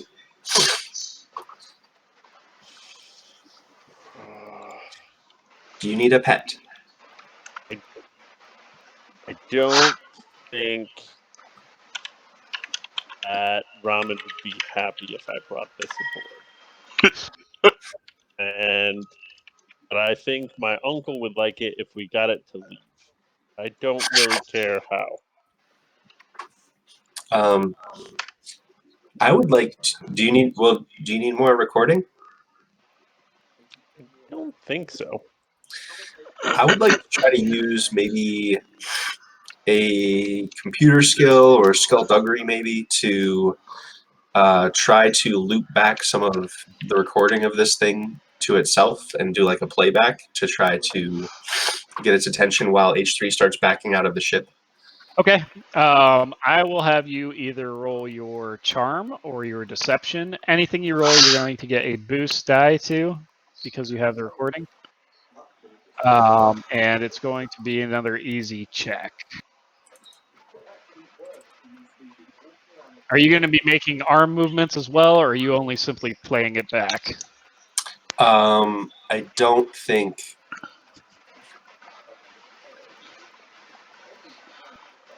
No pressure. Yeah, right. Yeah, it's up to you. I'm thinking, what would H3 do? He saw the. Yeah, I think he would probably try to do whatever arm movements. Okay. Okay, so.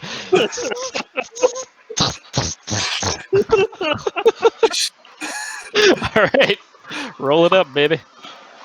I can't wait for the robot versions of these that you're gonna like attach to all the ships.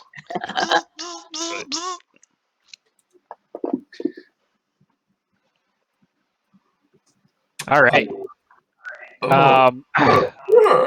So I will say that you don't get it to follow you, but when you make the noise, its attention is drawn away from Cena, and it seems to be curious again instead of irritated.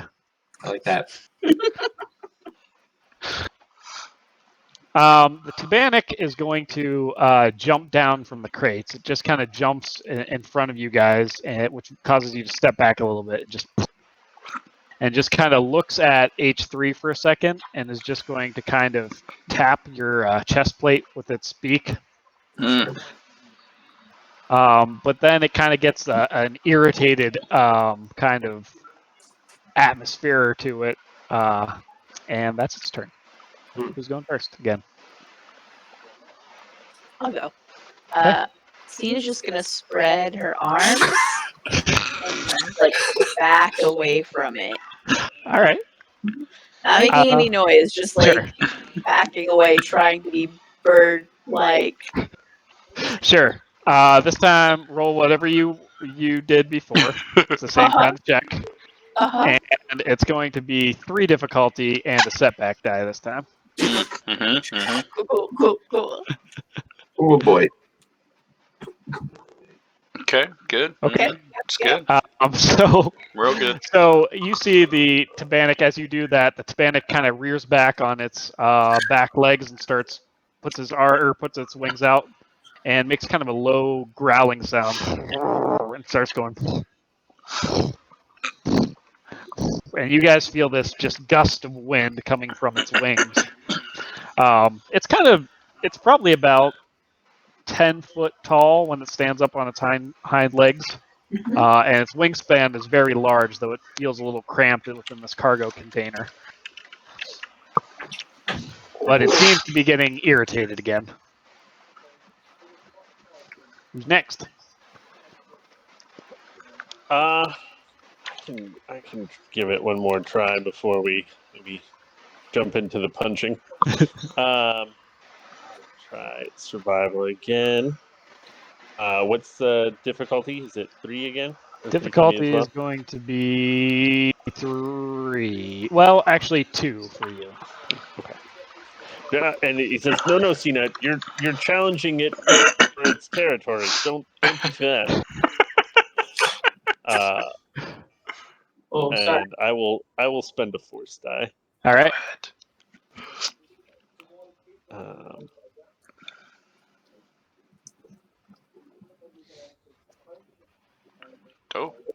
Oh my. Oh my. All right. So, you got where did that? Did I click the wrong button? I might have. That's all right. you rolled a farce die, but that's okay. The force is on your side, so it kind of works out. So yeah, you're able to calm it. Again, it's the wind is battering you, and it's making you kind of nervous. So you're going to take 2 strain. Cena, you're also going to take 2 strain. All right. Actually, no, I take that back, Cena, because with your advantage, you were able to kind of brace yourself against the wind. But yeah, Escher, you take 2 strain, but you're able to kind of calm the thing. What's it look like? What are you trying to do in order to calm it?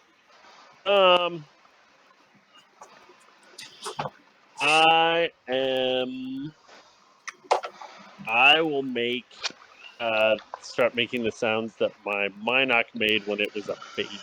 Okay. So it looks at you, and it kind of its demeanor softens a little bit. It puts its wings back down. Is that the noise you're making? Or is that a cat? Okay, there it is.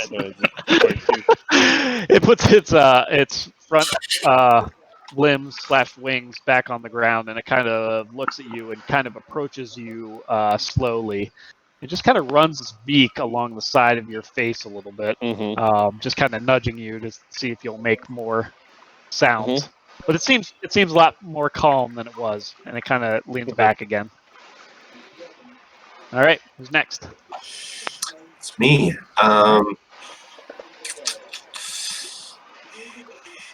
Sneak attack it. Yeah. Yeah, right in the face. Sucker punch it. So I know about these things that they eat the Tabana gas, right? They do, yes. And there's a bunch of containers of Tabana gas. There are that you can see around you. They're like Pretty in barrels. Yeah, they're in barrels. Cylinders or something. Okay. I would like to keep playing the loop that I have. Okay. And I would like to pick up one of the cylinders. This is a terrible idea. I'm going to pick up one of the cylinders and start walking outside with it. Okay. All right. Yeah. What did I have you roll before? Charm? You have 1 die. Okay. So you're making the noises. Uh-huh. You're holding the Tabana gas. So each one of those is going to give you a boost die. Ooh. Because you're not making the motions, that's going to be a setback die. Sure. You gotta make the motions. It's going to be a difficulty of purple. It's going to be a purple difficulty.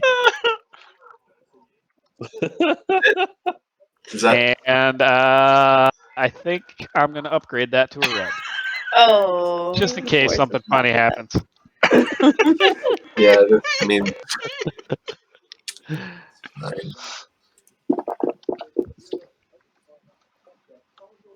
Hey. Oh, hey. So you start making the sound again, which seems to catch its attention, but it's not following you immediately. It just seems to be intrigued by you, H3. You then find a valve on the Tabana cask canister and kind of just slowly open it to leak a little bit of gas, and that really seems to intrigue it. And it starts following you out the cargo bay. It kind of pushes Escher and Cena to the side just with its bulk as it follows H3 out the cargo bay. So H3, you're able to actually draw it the whole way out of the cargo bay, but you're kind of running out of area to move back as you hear the crew of Zier's crew behind you going, "Oh, it's coming out! It's coming out!" Uh-huh. And they're kind of scattering left and right. Someone open a door, please. Okay, you hear somebody in the background go, "You heard him! You heard him!" And they open the hangar door, which leads out into Bespin from Cloud City. It's just this large door that, Okay. and the thing continues to just kind of follow you. That's what I do.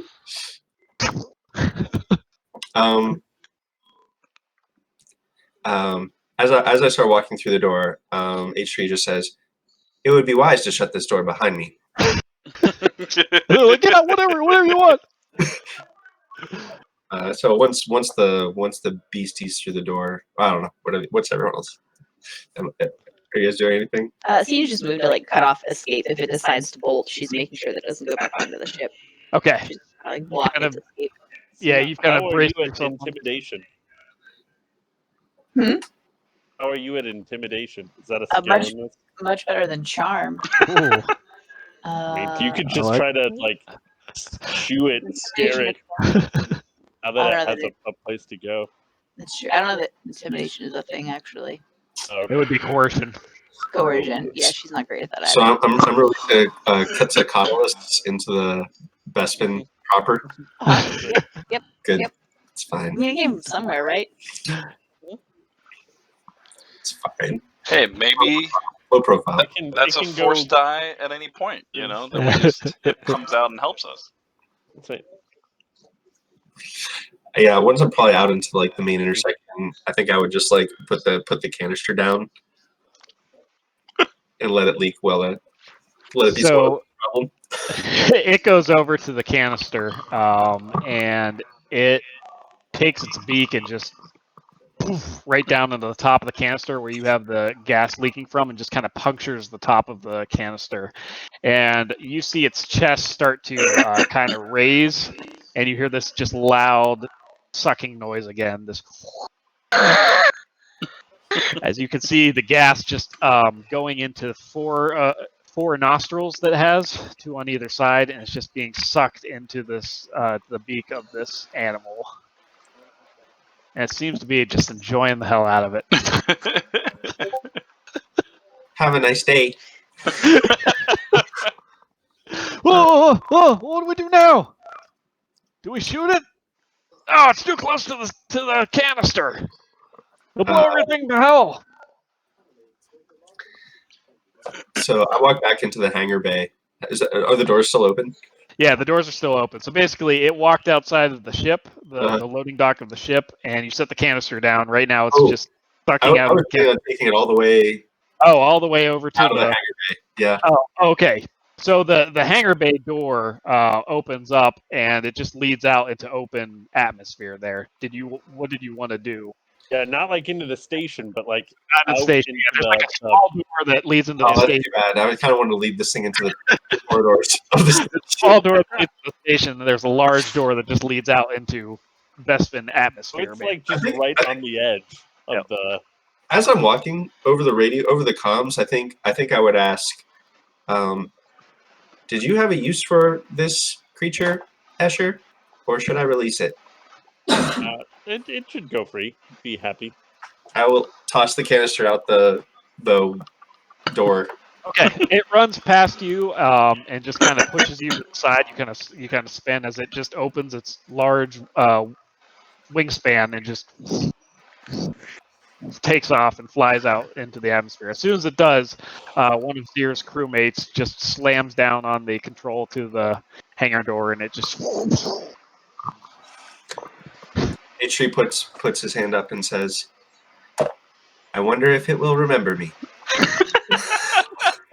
Escher wipes away a single tear. So majestic.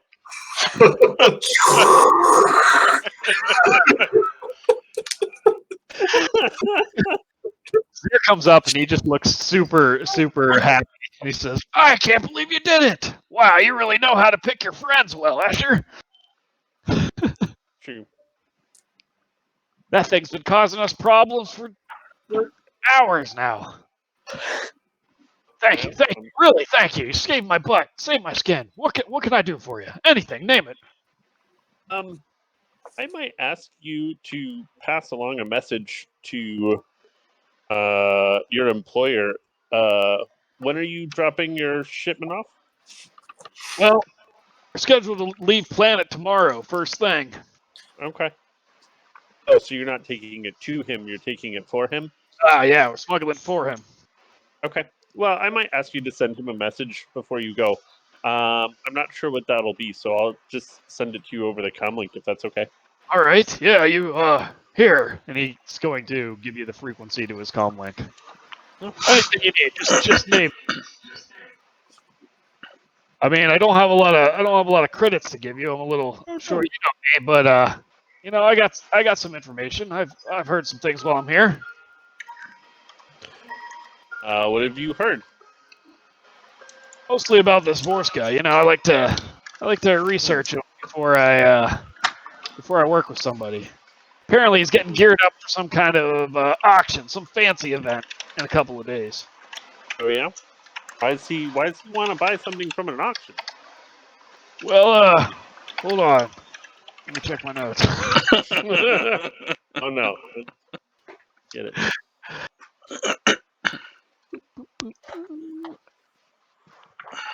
Come on, Dane, you organized these just for this purpose. All right, there we go. So from what I've heard,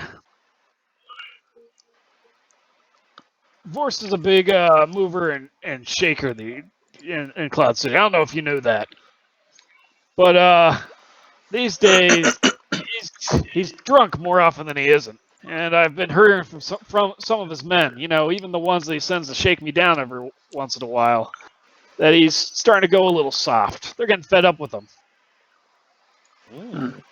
They might be able to tell you a few more things about him if you throw him a few credits. You know the types.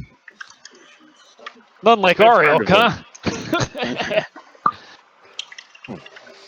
That's right. So I also heard that one of his bookkeepers, you know, the guys that collect the loans, you know, the money, all that kind of stuff. He's looking to jump ship. Specifically, he wants to jump ship with that hut. What's his name? I'm sure somebody knows. It's in somebody's notes. Nobody knows. There's no way of knowing.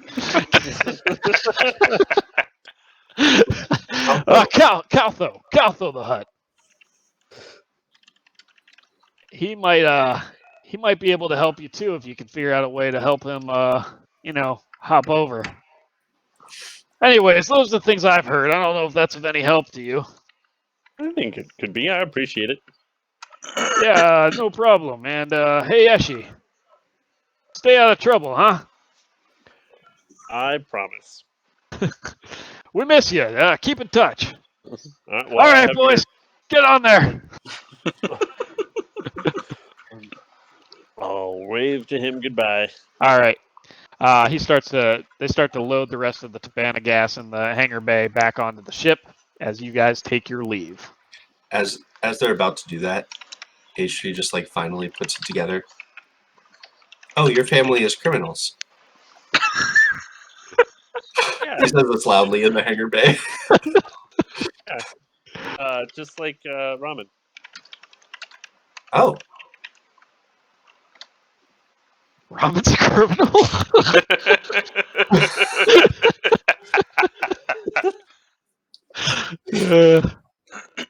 My mom was a big-time smuggler. Oh. Yeah. It's pretty big time.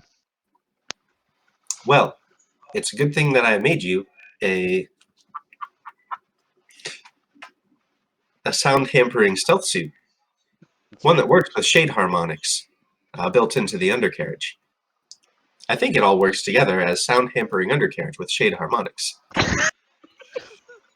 That's what you're calling it. It's the name you came up with. I like my names to be concise and specific.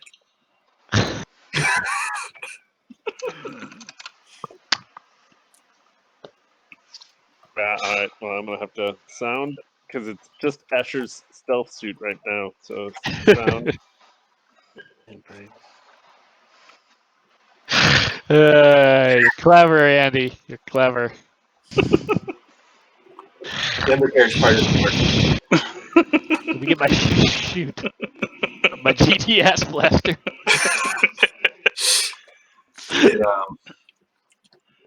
It specifically, it's the undercarriage that helps with the sound. Ah, yeah. That and nothing else. Well, All right. I think that will come in handy soon. Do you think you could make a device that would emit the sound you recorded loudly at a set time so we could have it go off in the middle of the race? If not, I could probably buy something like that with these 100 credits that Ramen gave me. I could make that, but why? It would certainly attract such beasts to wherever the device was located. Now you're cooking with the ban of gas. That type of gas is not meant for cooking. In fact, to do so would be highly volatile and dangerous. I mean, it depends what you're cooking. But yes. All right. What do you guys want to do now? I wanted to talk to the Jedi dude. Okay. Is he still on our ship?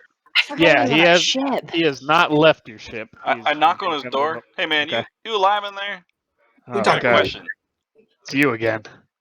I want to make sure you're alive. Can I? I mean, it's my ship. I can just open I'm gonna open the door, and then I open the door. Okay.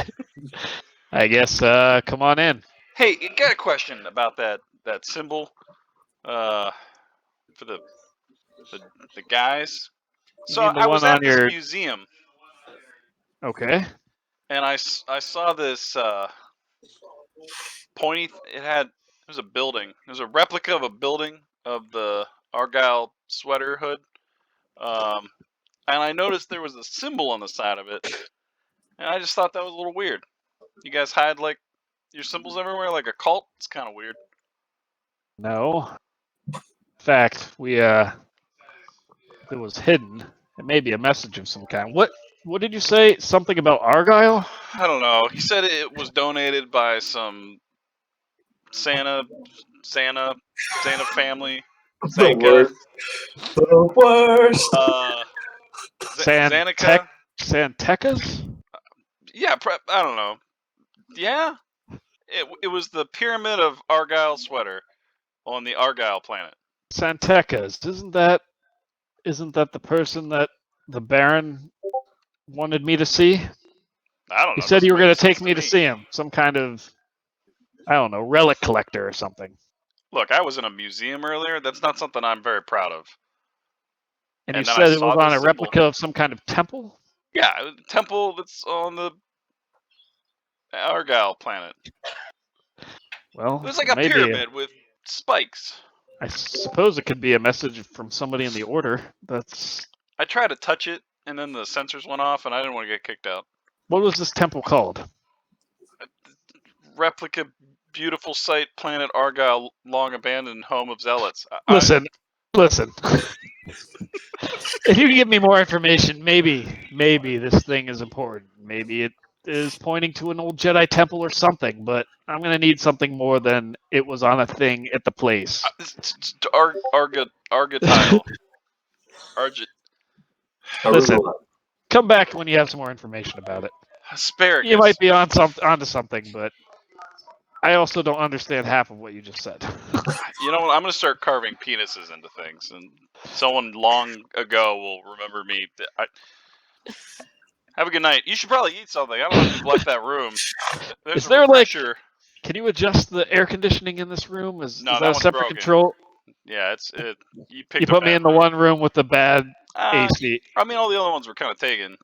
Did I do something to offend you? Or... You don't remember Argyle planet, so it's fine. I mean, I thought you were. Told me He's about going- meditating and nothing's happened. I'll meditate on it later. He's going to turn back around and he says, "Well, listen. If it is something, you should find out what it's called and where it is. Maybe it's something we could check out after we're done here." I mean, okay. AC's not really busted. I'll fix it on the way out. And then I walk out. Okay. I'll be just shooting cans, waiting for people to come back. Abe, you remember I had told you about that pod racer bar where the Ugnaught Pugsley lives? Was I Oh, waiting that's for true. you to go, or was I going alone? He doesn't want to see me, man. He wants Oh. to see the racer. So after See I what it shoot is. several cans with, like, behind my back and over my head, through my legs, guess I'll go to that bar. All right. I'm gonna pack heat this time, though. He actually gave you the coordinates to a place down in the what's that section called again? The lower sections of Cloud City, where all the industrial areas are. Okay. Where a lot of the maintenance crews and stuff like that. He gave you the address to a maintenance shop that's kind of nondescript, and to look for a Ugnaught named Pugsley. Yeah, I'll make my way Rachel, down there. Seth, and H3. Is there anything else you would like to do before I go to that particular? That's fine. I need those recording devices before I try to sneak them onto the. Sure. I'll go work on that. Right, and Okay. then when you do that, I'll go with you as backup, like to hang Backup. out in the alley in case you get caught. All right, Andy, if you want to roll to craft something of that nature, you are more than welcome to, with a boost die for the recording that you have. 28 dice later. So it would be a device, I suppose. Whatever the difficulty on the device would be. Looks good, Andy. You look very distinguished with your glasses like that. I like it. Difficulty 0. Dice All right. 38. Abe, you Yes. find yourself using the directions that H3 gave you. You find yourself at an old droid maintenance shop in the lower levels of Cloud City. And as you walk in, there's kind of there's a Ugnaught shuffling around, just looking through different parts and pieces. You can see that there are also some ship parts, speeder components, all kinds of things in this area, and it's all loosely thrown together. Yeah, you done do it. And you make a device that can be timed to when you want it to activate, and it also has a magnetic attachment to it, so that it can be placed on something magnetically. Sweet. With Does magnets. he need to roll for all three, or? Oh, you're making 3 of them? Yeah, I want one for each competitor. Yes. Roll for all 3 of them, I guess. That's fucking ridiculous. It was absurd. This is absurd. So, Abe, as you walk in, the Ugnaught turns around and looks at you and says, and he doesn't actually say anything. He just kind of, but a little device on his belt kind of speaks out to you in basic. Andy, you can decide what you want to do with that triumph. He actually makes 38 devices. You create a second one with similar abilities. The Ugnaught looks at you, and you hear the device kind of spit out and comment. Yes? Not as What good. are you doing here? What do you need? A friend of mine sent me down to ask for Pugsley. Said he was a good mechanic, and he trusts him, and I trust my friend. Pugsley is a good mechanic. Pugsley has no friends. Who is this friend who sent you? Guy about this big. His chest says H. Well, kind of looked like Hero. Hero. He got blasted a couple times. Tall fellow, talks robotic most of the time. He's a robot. He's a droid. You are a friend to the droid. You are the pilot. Oh yeah. If I say so myself. You have come to prove yourself in the grinder. Yes, I have. Says that's the only way you'll help us out. You will have to prove that you were a good pilot before Pugsley will help you. I may be a lot of things, but a pilot, I definitely am. Then, if you are as good as you say, you will meet me in several minutes in the Central Wind Corridor. Do I have any idea where that is? Your outer rim. Make it easy. Knowledge outer rim. Make it easy. I'm gonna fail right away. Knowledge outer rim. Easy. Where's that trying to? So, Bound to fail. You don't know where it is, but you, with your advantage, you think that it's probably something important to Cloud City itself. If it's the Central Wind Corridor, it's probably a big deal.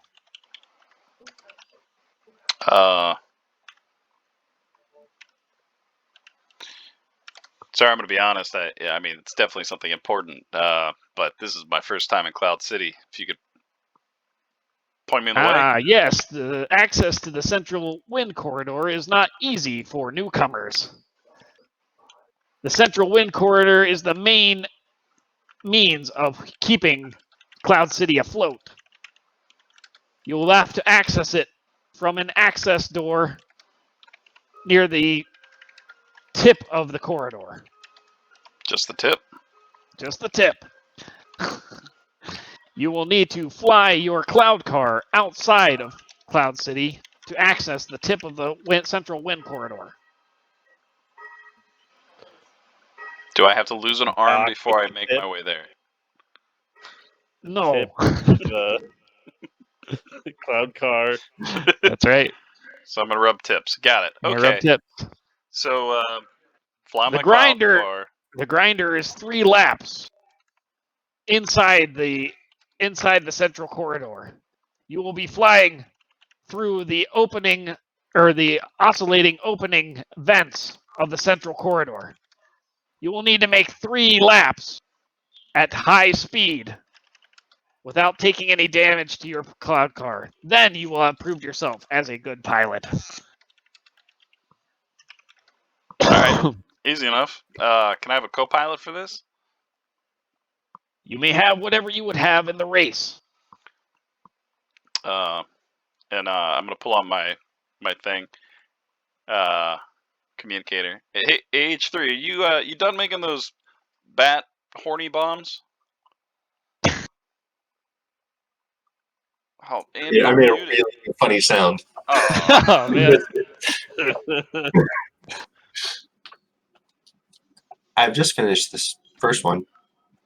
Can you table it for now? I need to prove myself in this grinder, and I need a good co-pilot. Oh, I'm not in a rush, but Cena looks like she wants to punch something. So okay. Well, I'll give you the first one. Okay.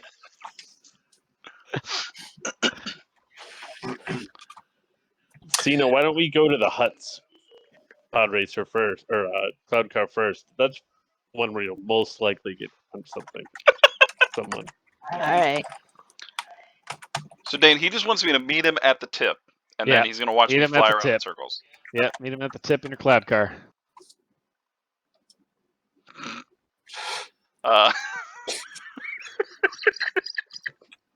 Wow. Yeah. So I'm gonna tell H3 that, and then I guess we'll take the cloud car that I want to call the clown car, but I don't. Yep. All right.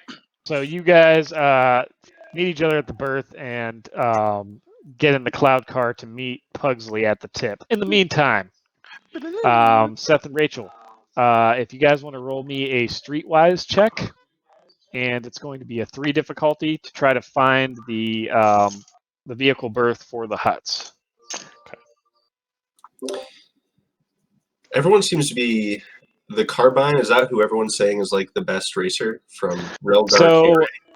So there are 3 really top competitors, which are the Stormhawks, which they're the corporate kind of shiny team. from the upper levels. They do a lot of marketing. They do a lot of promotion. Then there is the Carbine, who is the Hut racer. And he doesn't really do a lot of smack talking, but he's known in the racing circuit as being a tough character, one that's not afraid to, take other racers out. And his co-pilot has the record for most disabled cloud cars, opponent cloud cars, that is. And then finally, there's Terran Razor, who's a little bit of a egotistical blowhard, who is from Cloud City itself, always talking up his own skill and making excuses when he loses. But there's also rumor that his his cloud car isn't really up to snuff as much as the other competitors. Mm-hmm. Seems to be less shiny, less built up, that kind of thing. All right, so that was Cena. Do I get a boost or anything from the research I had done before? Sure, yeah. Go ahead and give yourself a boost. I like that. Nice. And then if I want to spend force point this time, what do I add to that? Oh, you want to upgrade one of your. If you drag it onto your roll, it should automatically upgrade it. Okay, I dragged it off. You hit the plus green button. So just hit the plus green button now. Upgrade your roll by 1. There you go. Oh, actually, I'm sorry. One of your. What's your initial streetwise? Is it just 2 green? Or maybe it's a green and a yellow, I think. Okay, so that other green should become a yellow. Okay. So that's good. Yeah, there you go. Ooh, man. Okay, so yeah, looking around, you guys aren't really able to find the berth itself. You talk to a couple people, which leads you to an area that's known to be where a lot of the Huts people hang out in the port town. But you're unable to actually track down the berth for the Carbine. But as you're looking around, Cena, you actually bump into somebody as you're walking by, and they turn and go, "Hey! Wait a second. Is that Cena?" And oh shit! You look and you recognize somebody that was in the same academy as you were, that was in the Hut's Fist with you. Another Nikto by the name of Nesh Jork. Okay. And he says, What the hell are you doing here? Shut up. She drags me to an alley. Okay. He says, Hey. What's the big deal? Why are you so worked up? I mean, it's you. Of course, you're always worked up, but he just kind of has his hands up as you have him by his shirt tail. What are you doing here? Who are you with? I got assigned to Caltho a couple years back. Heard you got assigned to Gracchus. What are you doing at Cloud City? I mean, Caltho's here for some business, but I didn't see Gracchus anywhere or any other Gracchus's men. That's right. Super secret. Don't ask questions. Wow, you must have gone up in the ranks. I'm still a bodyguard, Listen, you never saw me, right? When this is all done, you never saw me. Why? Wait a second. Are you in some kind of trouble? No, but it's super secret for Gracchus, so you never saw me. Well, maybe I could say that if you could do something for me. She shoves him against the wall. Hey, listen, nothing big, right? You're a fighter. You always did well in the trainings. I need a little help with something. That's all. A shock boxing match. I just need a champion. I need a fighter. And you were one of the best there always was. Listen, if you can do this for me, I won't tell anybody I ever saw you. And maybe, I don't know, maybe there's something else I can do for you.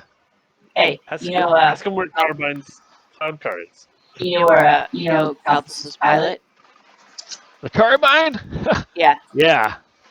That's who I got my bets riding on. Listen, I got a friend who's just a big fan. Of the Carbine? Yep. We're all big fans. So what? Right. Well, so he just wants to lay eyes on his car. It would make his day. And listen, the kid's dying. It's real sad. But It's a make-a-wish situation. roll your deception. I need to find a good. what's the difficulty? Hold on. Let me find something here.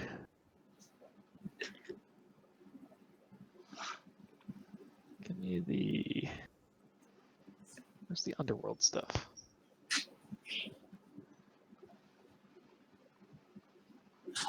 All right, let's go with.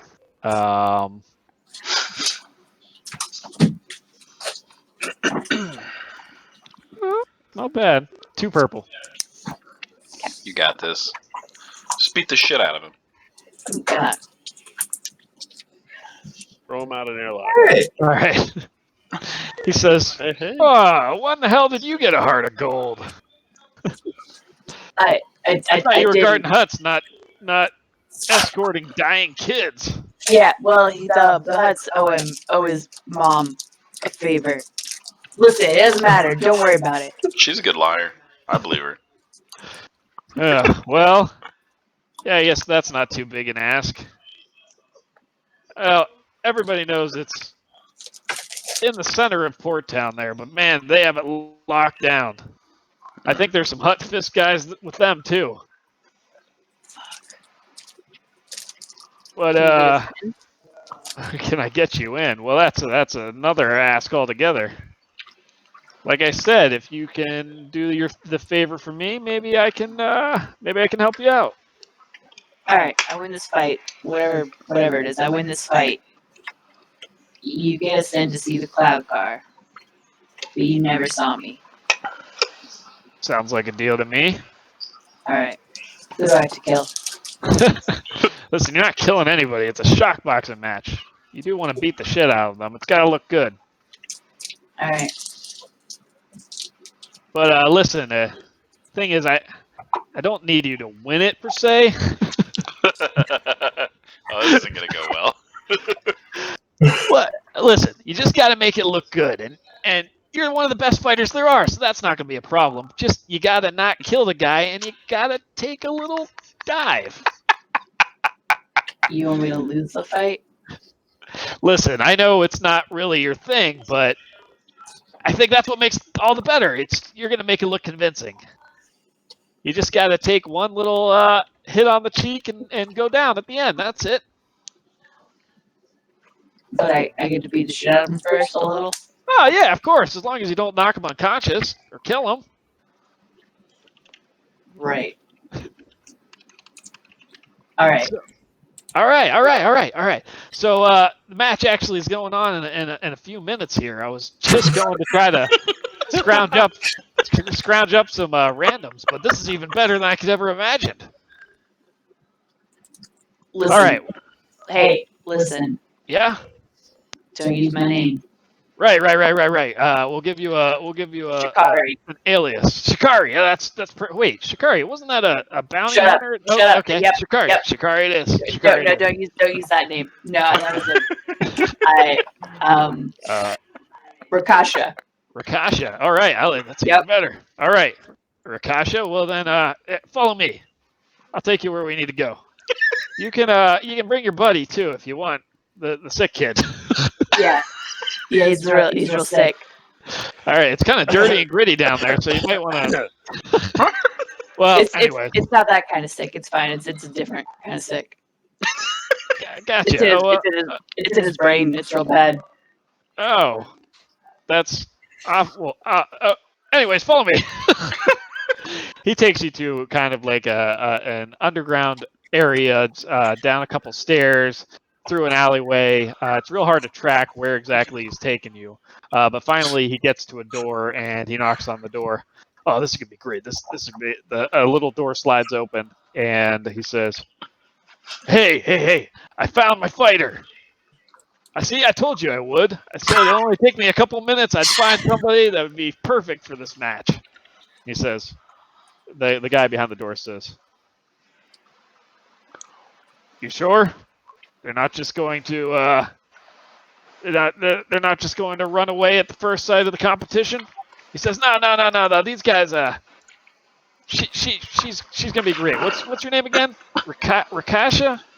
Yep. Rakasha. You go tell him. I got somebody."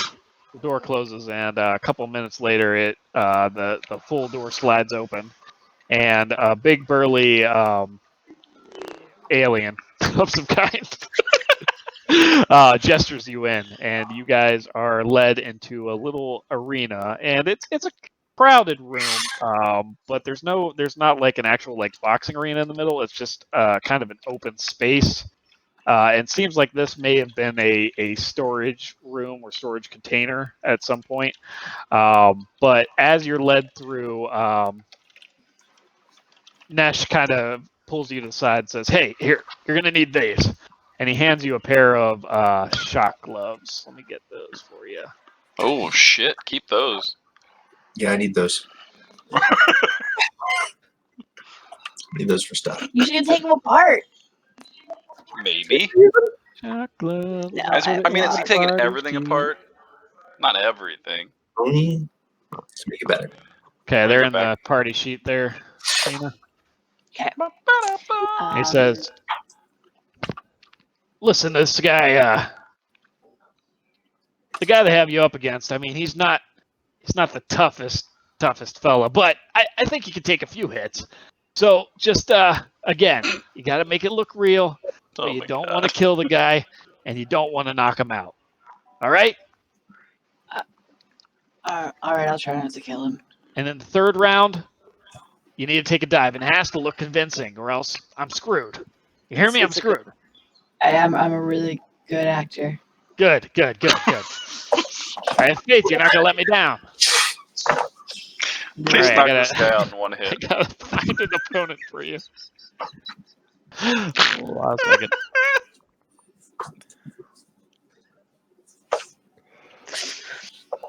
Ooh. Don't worry, Cena. I mean, Rakasha. I won't tell anyone that you lost. All right. So give him some. So you're led out into the middle of the area, and a announcer says, "And we have our fighters.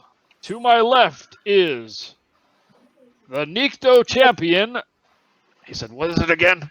"Oh, Rakasha!" And he holds your hand up with the shock glove attached. Give me 1 second here.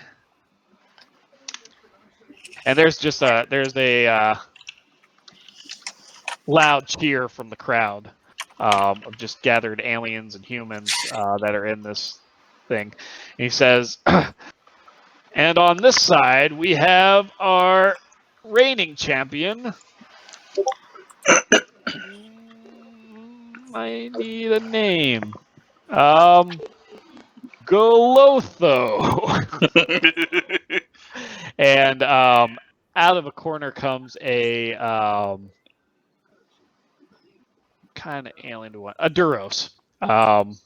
So they're kind of lanky looking with large red eyes, same species as Colvis, but this one seems to be real skinny, and he's kind of just hunched over a little bit with these shock gloves, which seem to be way too big for his arms. And he to what you're looking at him, he looks to be kind of shuddering, shaking, looking at you, and he kind of punches his hands together. And he says, "All right, 3 rounds. First knockout wins. Fight!" You're gonna murder him. Oh, that's not All bad. right, go I ahead thought it and was gonna roll. go like a Dark side Gamorrean or points. something. Go ahead and roll initiative, Oh my Rachel. Okay, do you want cool or vigilance? You can do cool. Okay. So cool. So cool.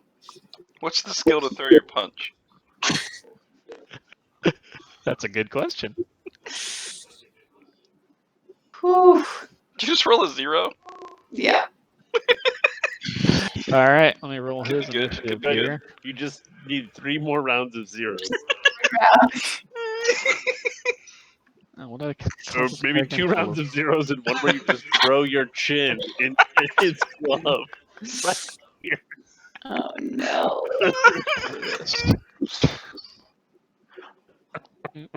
This friend of yours is gonna die. Strong breeze is gonna knock him down. It'll be There we go. fine. We'll be fine. Can I bring up? Right. It's gonna be fine. What could go How wrong? do I bring up the character sheet of the guy I just had up? Double there it is. click it. I got it.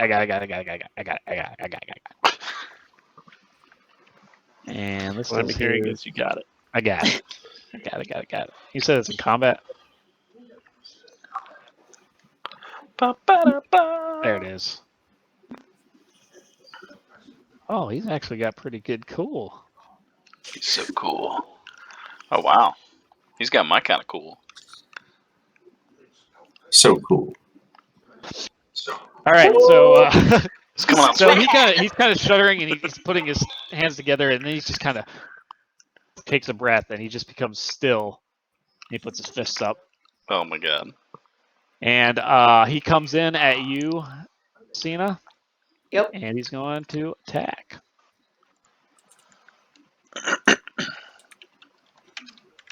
And I forget what is engaged. It's two purple with melee, or is it 1 purple with melee? I think it's 2 with melee. 2. Yeah. Yeah, melee is always 2, I think. And I'm going to use a dark side point to upgrade his attack. That could be a good thing. Bastard. I just picture you beating up the angry Nintendo nerd. Oh my god. All right, so he misses you, and he takes this big swing. He seems really confident. He takes this big swing, and you just like casually step backwards, and he just goes, whoo, and he's real off balance. So he's gonna have a setback for his next attack. Oh god. Have I ever been in these kind of fights before? Do I have any idea like how long a round lasts or like how we go to the next round? Like how do I advance So it? I'm gonna say that a round is going to take 2 in-game rounds before it's the next round. And I'm just making that up arbitrarily. You haven't been able to tell. Oh my god. All right. She is going to kind of duck her head and charge him and grapple him. But Okay. she wants to grapple. So I have grapple as a talent. Okay. So he has to spend 2 maneuvers to disengage from me. But I want to try to grapple him in such a way that his arms are free. Like I have my arms wrapped around him, but I want to leave his arms free so he can like punch at me. Okay. I want to like expose my ribs and like look like I'm grappling him, but really leave Sure. him free to hit me. To hit you. Okay. What does your grapple talent do again? Sorry. I can perform a grapple maneuver until the beginning of my next turn. They have to spend 2 maneuvers to disengage instead of the normal one. That's the normal one. Okay. Sounds good. Yeah. So you kind of get him in a kind of like a headlock, but his arms are free and just kind of flailing around. And at the top of the round, he's going to attack you again. Boop. Come on, Bobby Sue, you can do it. Here comes another dark side point. It's probably Make it rain. All All right. Yeah. So he does 4 damage to you. Yeah, because it doesn't have actually any. But what does shock gloves do? They do a thing. 181. Shock glove. I think they do all strain, but Yeah, I think that's right. Hold on. I thought this had the description, but it doesn't. That think, poor like, kid, just, like- but that's great. I think that, like, just out of reflex, she's gonna use her parry talent, but then Okay. remember and be like, "Oh, my spleen!"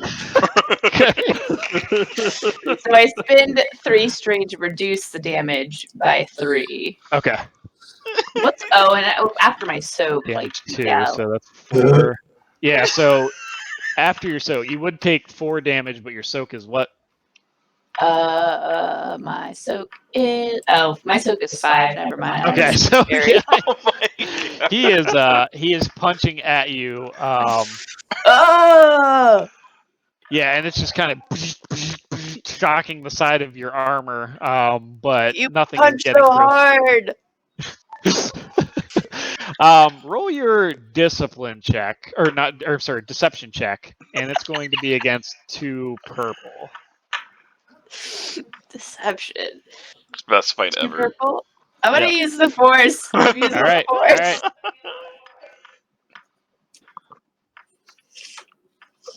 All right. Yeah.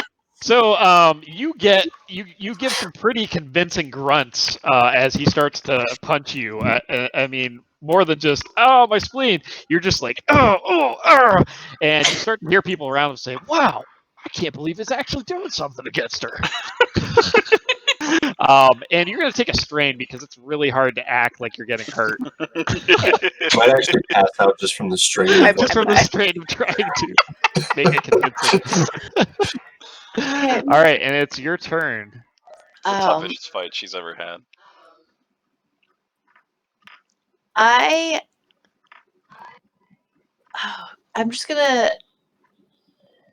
gonna grapple again, but I'm gonna take us both to the ground. All right. Yeah, I'm gonna grapple, but I'm gonna fall over and bring him down with me. So roll an athletics check, and it's gonna be against a 2 purple. You're gonna fall on me. Oh my god. That's what you roll? That's athletics. Okay. So yeah, you are easily able to just kind of drag him to the ground as you're holding him, and you also have an advantage, so you can use that however you'd like. I want to position us in a way that it looks like he's taken me down to the ground. Like I am be like, oh no, you can punch me wherever now. So you've kind of got him in a headlock here, and you just kind of fall backwards and kind of let him go as you do that, so that he's on top of you, and he's just going on your chest as you're like, oh.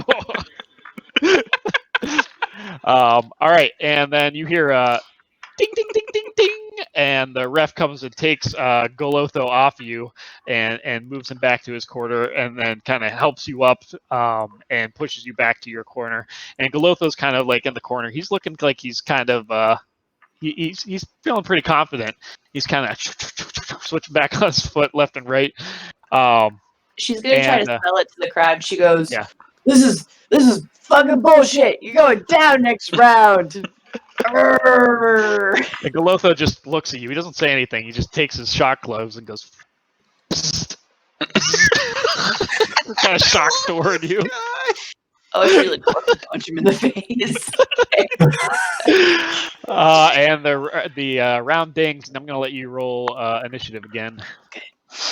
Yeah, While the second round is going, I want to move over to where his corner is. Okay. Yeah, roll your. Do you want to do it stealthily, or just kind of want to just shuffle through? Roll your stealth. Give yourself a boost. It's going to be a 2 difficulty because the crowd is kind of dense, but that also gives you a little bonus to your cover. Yeah, Escher, you're able to kind of just weave your way through the crowd and eventually get over to his corner and kind of push your way to the front so that you're almost directly behind him. She's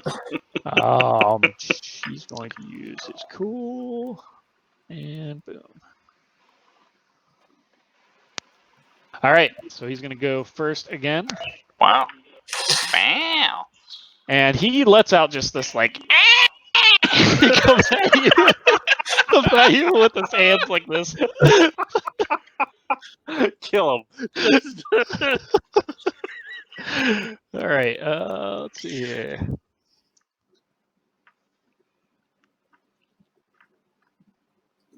Give me that dark side point.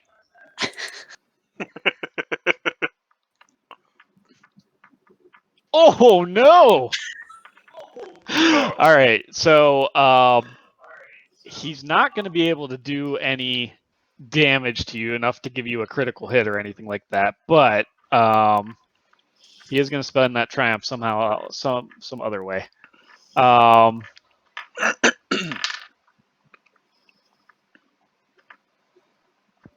Feel like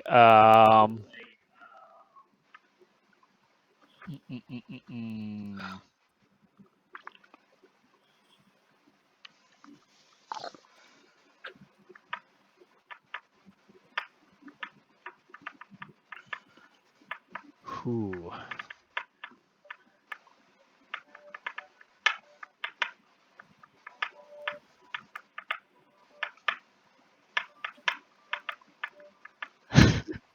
Okay.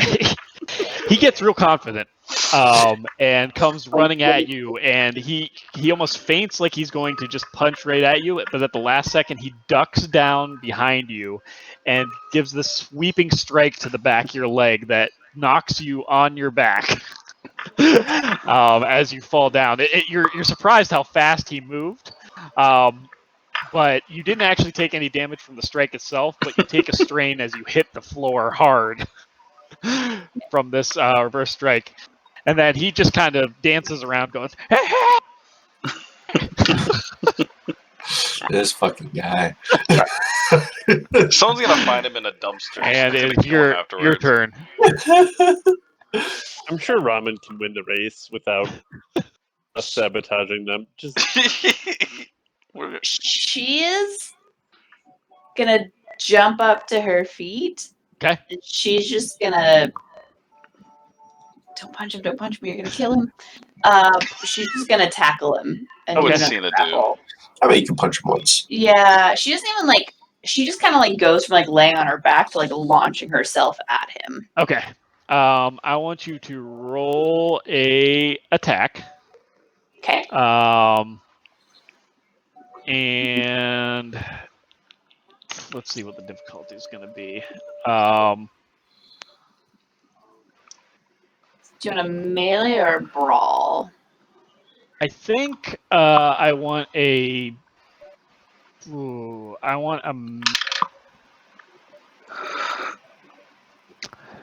I feel like brawl is what I want because I think that's hand-to-hand combat, where melee is. Oh my god. Maybe it's the other way around. And you're gonna roll it against his agility. So it's still gonna be 2.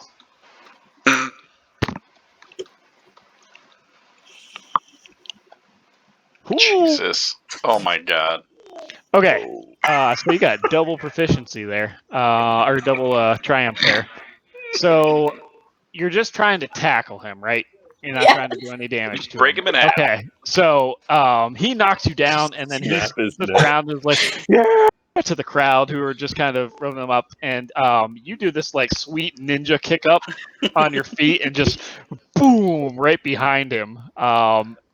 What are you doing with those advantages of triumph? She just launches into him. Okay. But she's gonna kind of roll with him and somehow end up sprawled on her back with him kind of sitting on top of her again, probably winded from getting his Sure. and battled. Yep. Okay, so yeah, you easily just kind of boom, turn him over, and then you roll over, and somehow you end up with him on top of you, and he's just like, huh, huh, huh. And he starts. He realizes the advantage he has and starts punching at you, and he punches really hard, but you're able to easily just kind of move his hands out of the side, but the whole time you're like that's very convincing. But now that he's on top of you, he's going to attack you one more time this round. And we will do shock glove.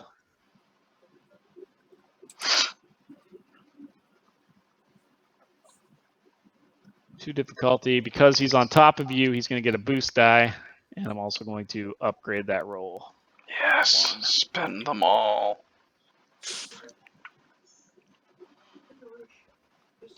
All right. It's poor kid. So as he's punching you, it doesn't do any damage, but it's more annoying than anything else. You're going to take 2 strain as these just like butterfly punches are hitting you in the face. And it feels like, like a static shock more than anything else. He doesn't seem to be even using the gloves correctly. All right, your turn. Okay, and this is the end of round 2. This will be the end of round 2. Yep. I mean, you gotta hit him once, right? I She mean, hates this so much. Yeah, she just is. She's gonna like bat away his hits, and then she's gonna try to polar punch a little bit, but she's gonna clock him right in the face. Okay. Give him a clock. Yeah, she's gonna attempt to polar punch, but okay.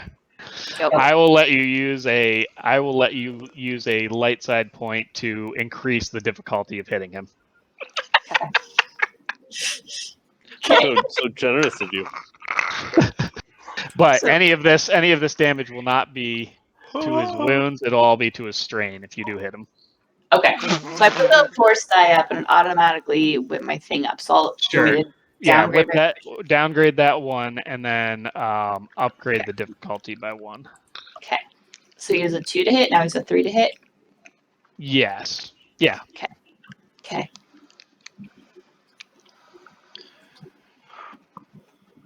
All right. So yeah, you aren't able to hit him, but with those advantages, you can kind of push him off you and make it look convincing if you wanted to. Yeah. Okay. Okay, so yeah, you kind of you're blocking his hands, and then all of a sudden you just kind of put your arms up in front of you and just like that with your hands, and he goes flying backwards onto the ground. It hits pretty hard, and you're able to get up pretty easily. She just like stomps to her corner and just just stands there in her corner. When he gets back to his corner, I would like to use the stim application action. Okay. I'm going to make a average medicine check, and if I succeed, he can increase 1 characteristic by 1 the remainder of the encounter. Okay, cool. He does suffer 4 strain though. Oh, he does suffer 4 strain. Okay. Hopefully, yeah, you So you're sticking him with the stem basically. Yep. All right. Roll your stealth. Okay. And can I use any advantages that I had from the last stealth I rolled? Sure. I think you had an advantage, didn't you? Where am I? No, where's my stealth? I had 1. All right. Yeah, go ahead and give yourself a boost. Okay. And it's going to be against a 3 difficulty. Boost it.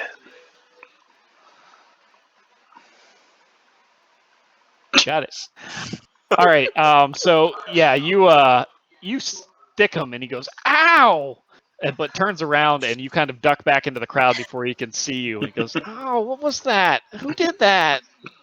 What was that?" And his coach says, "I don't care who it was. You get back out there. You almost had her that last round." Cena, as you go back to your corner, Nesh kind of comes out from the crowd and just kind of whispers in your ear. He's like, "Come on, you got to make it a little more convincing. You're gonna have to hit him at least once." I'll fucking kill you. Looks like you guys are just wrestling out there. Come on, make it convincing. I got a lot riding on this. And he disappears back in the crowd as you grumble to yourself. Ding, ding, ding. Okay, roll your initiative for the final round.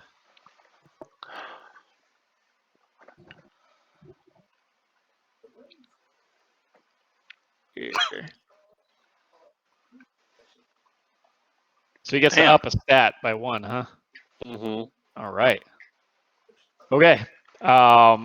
He kind of looks at you and says, "All right, going to the left, going to the right. You're going down!" And he runs up to you, and he's going to try to hit you again. Okay. This time he's going to up that, and 2, and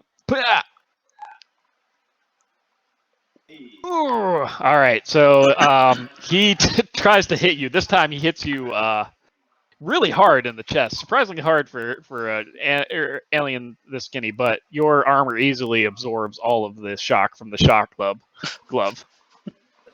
As he stands back. Stumble backwards a little bit. All right, cool. All right, your turn. I look up and I just glare at him, and I just take 1 step forward and punch him. All right. Roll your attack. It's going to be 2 purple.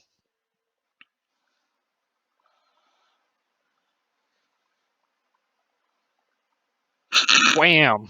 All right. So, yeah.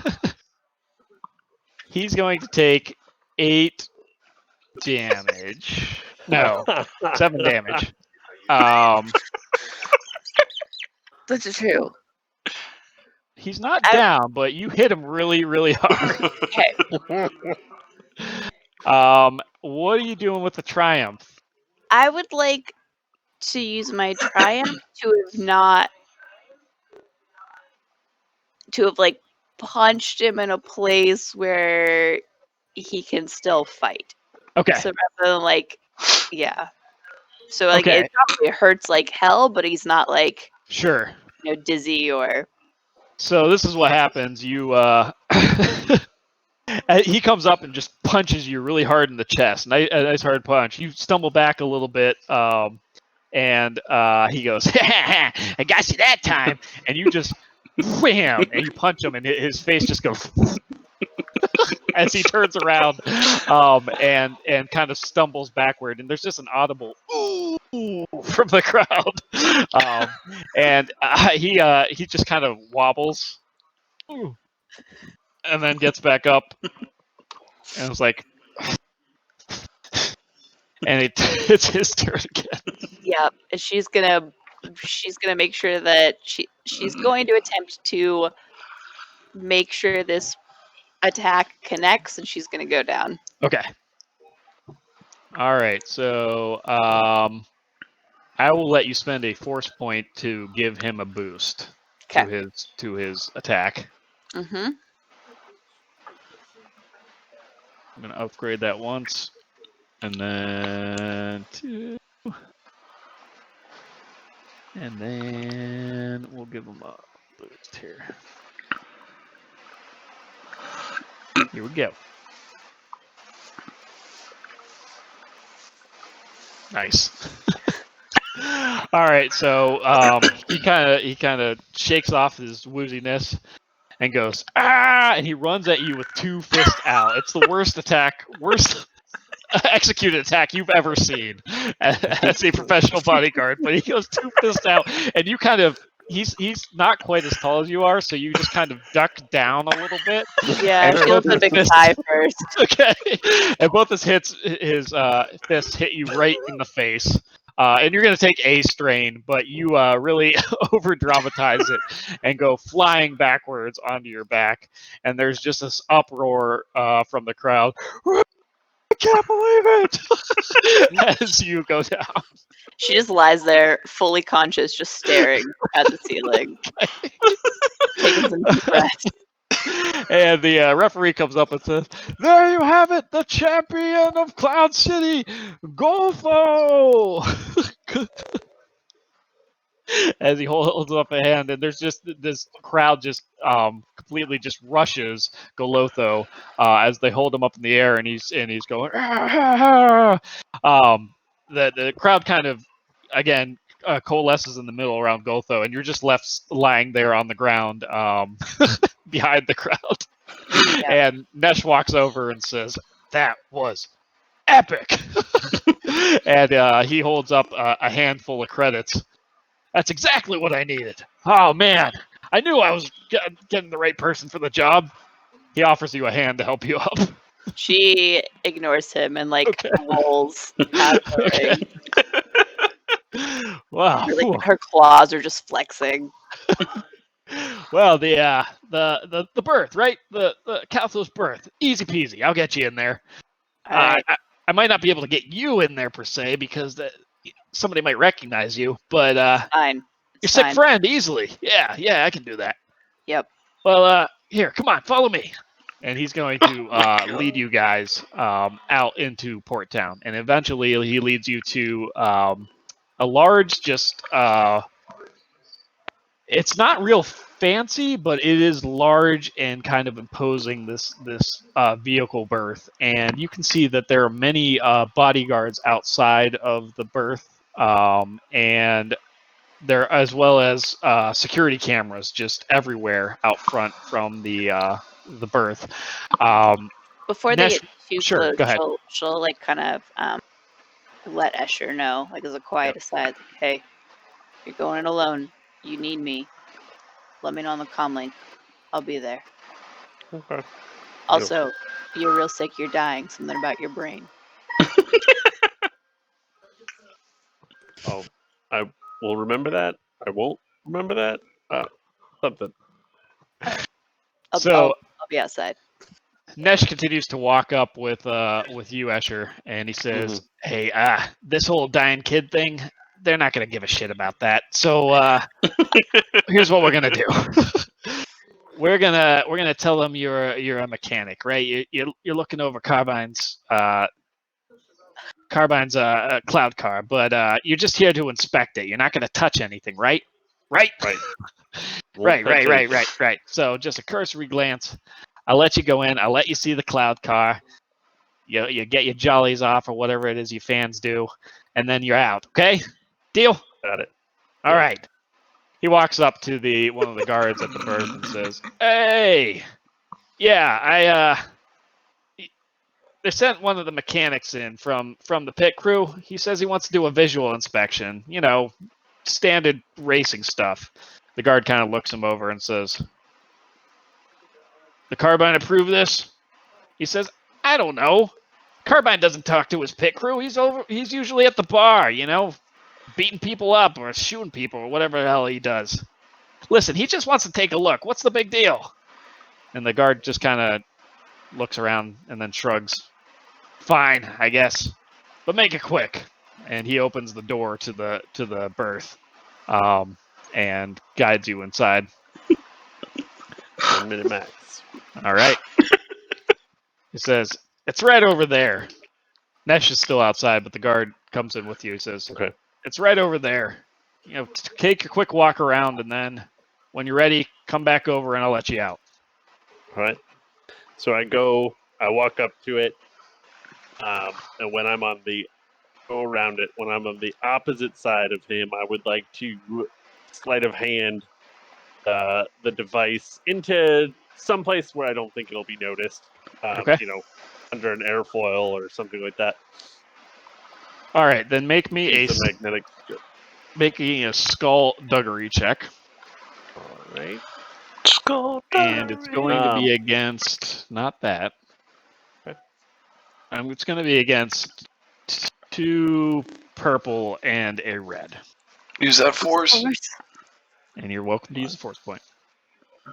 And you can drag it just right onto the roll. That should upgrade it. I probably should start first. Did H3 make me some? Did the gloves help with skullduggery, or was that just with like breaking into places? I don't remember. Or maybe that was a better infiltrating security helper.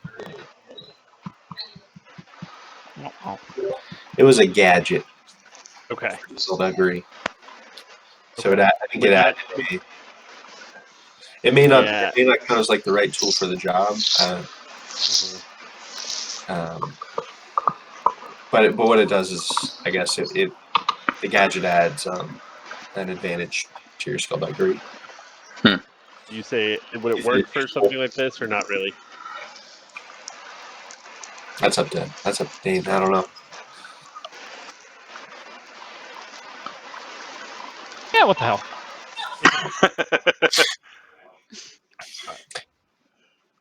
So, skills, skullduggery. Yep. First point. Yep. Boost. Boost 2 purples and a red. 2 purples, a red. Oh Nice. yeah. Cool. Okay, so yeah, you're easily able to just slide the device that that H3 made onto the cloud car, and what's more, you're able to do it in the area that you're pretty sure nobody's going to check. Alright. You also have a triumph, so that you can decide what you want to do with that triumph.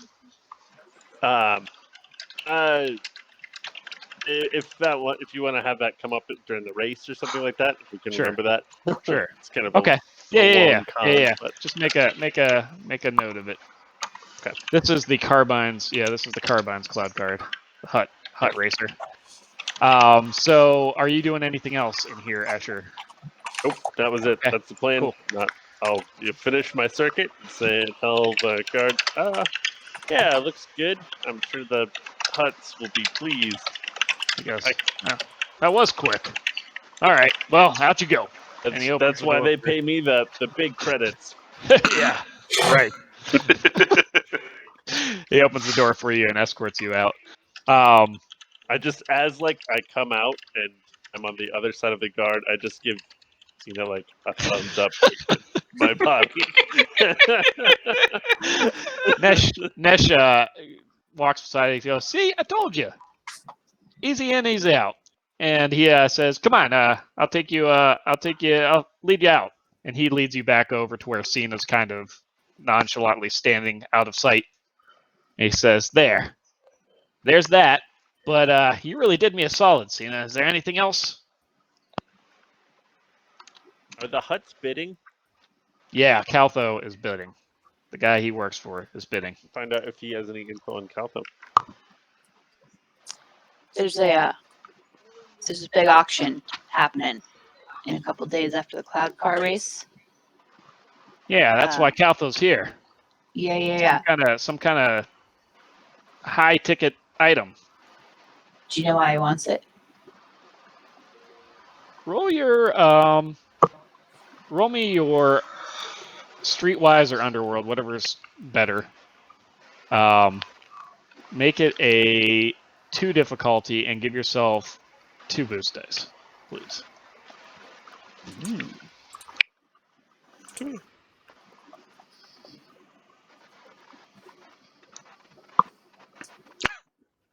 Damn. All right. He says, "Well, yeah, I don't know exactly why he's looking for the jewel or for the item itself, but he brought his whole entourage with him, including that the bounty hunter, Carrick, I think his name is. He's the enforcer for Caltho. So you go ill of Caltho, you're gonna run into him. But he might be able to give you some insight if you know how to talk to him. I don't know. You deal much with bounty hunters?" Couple. Yeah. Well, I don't know. Give him something he wants. He might be able to give you a little more information on Caltho. He usually hangs out at that 4.5 place in Port Town. Kind of a dive bar. You know what he might want? Caltho paying pretty well. Probably Well, not money. if he's a bounty hunter, probably information on a mark would be the best way.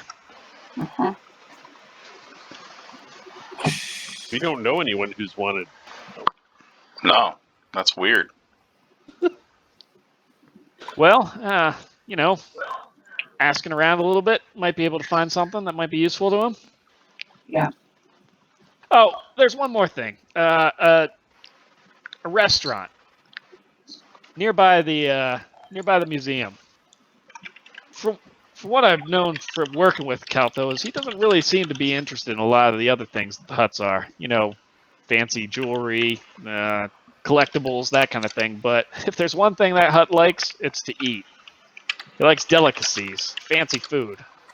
There's a chef at one of the buffets nearby the museum. The Beldons, 3 Beldons buffet. He might be able to give you some more information. In fact, I think Caltho sends his own personal chef over there sometimes. There's a lot of tension between the kitchen staff and the chef. I don't know. It may help you, it may not. Anyways, thanks again, man. Listen, hey, you said other people from the hand are here. Well, yeah, working for Caltho. Anybody else? Anybody? Yeah, maybe part of the bodyguards for the carbine, but I haven't seen anybody else other than just grunts like us. So you haven't seen Firex? Fi? Yeah. What Fi be doing here? I don't know. I heard he might be doing some traveling. Interesting. Take a lot to get Fi to leave the academy. Yep.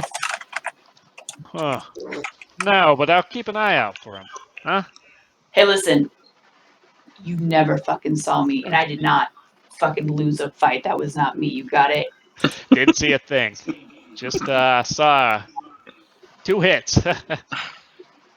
Golotho hitting Rakasha and Rakasha hitting the floor.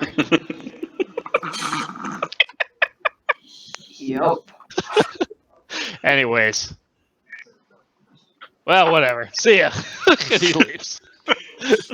She just picks up a dumpster or a trash can or whatever, just launches it down the alley they're standing in, and then turns around and walks back to the ship. On the way right. back, Yeah, go sensing ahead. that Cena's, kind of frustrated by this, Escher will try to comfort her by telling her about a certain arachnid that plays dead right before it consumes its prey in a really gruesome fashion. He tells you the story, making a lot of gestures like this. He seems really excited about it, but to you, it's very disturbing. Yup.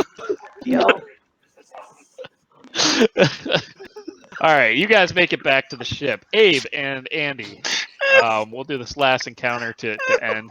You guys, after getting the cloud car, you meet Pugsley at the very tip of the central Just the tip. wind corridor, and he approaches the cloud car as you kind of open the canopy to talk to him and says, "Very well. You shall approach the marker that I have set up there." And he points up the wind corridor at one of those, those oscillating doors that Luke falls through in the end of Empire Strikes Back. It's one of those, but it's bigger. And it seems to go in one section of the corridor, the central wind corridor. And then he says, you will go through that door, through an interior door, through another interior door, and come out that door over there. And he points to a door that's completely opposite of the first door that he pointed to. Okay. From there, you will make your second lap through the grinder. You're going to want to gain speed initially to start. You will need to accomplish this at least a speed of... What is the top speed of your cloud car, by the way? Let's find out. Let me enter the cloud car. I've entered the cloud car. I broke the cloud car. Cloud car speed 4. is 4. Okay. You'll need to start off at least a speed 3. Speed 3. Got it. And after the first lap, you will need to accelerate to a speed 4. So if you can complete 3 laps without damaging the cloud card or crashing and being killed, you will have earned my trust. And apparently my life. All right, well, let's do it. I'm going to close the hatch. All right. The lid? I don't know. How does this work? It's a hatch. How does this... How does this work? Just it's fine. Never been on one. Okay, I'm ready. Let's do it. All right. So here's how we're going to do. We're going to make 3 separate piloting checks. And basically what you're going to be doing, Abe, is you're going to be going in and out of the central wind corridor. Okay. And you're going to have to, Ra's going to have to like time his flying with the opening and closing of these doors. And it's called the grinder because it's a very tight space when you're inside the wind corridor. That even the slightest movement left or right could cause you to bounce around and just be ground up in the ventilation system for the wind corridor. Yeah, why not? So, if you're going in at speed 3, here's how it's going to work. You're going to roll a pilot check. Okay. The difficulty is going to be the speed that you're going as the base difficulty, and then upgraded by the silhouette of the vehicle. So the silhouette of the vehicle is 2. Yeah. So the speed will determine the base difficulty. So the initial difficulty is going to be 3 purple. Jesus. It's probably And gonna be then fine. because your silhouette is 2 of those purple are going to be upgraded to reds. Why not? So the co-piloting actions are all about, like, the co-pilot action itself downgrades difficulties. Mhm. Take the assist action, or I can take the assist maneuver to help you with your next action too. Yes. So I can do stuff to help you every turn. So with the cloud car, the co-pilot seat is mostly for navigation, kind of like a rally car would be, where you could call out directions to give him a boost. I will say. Right.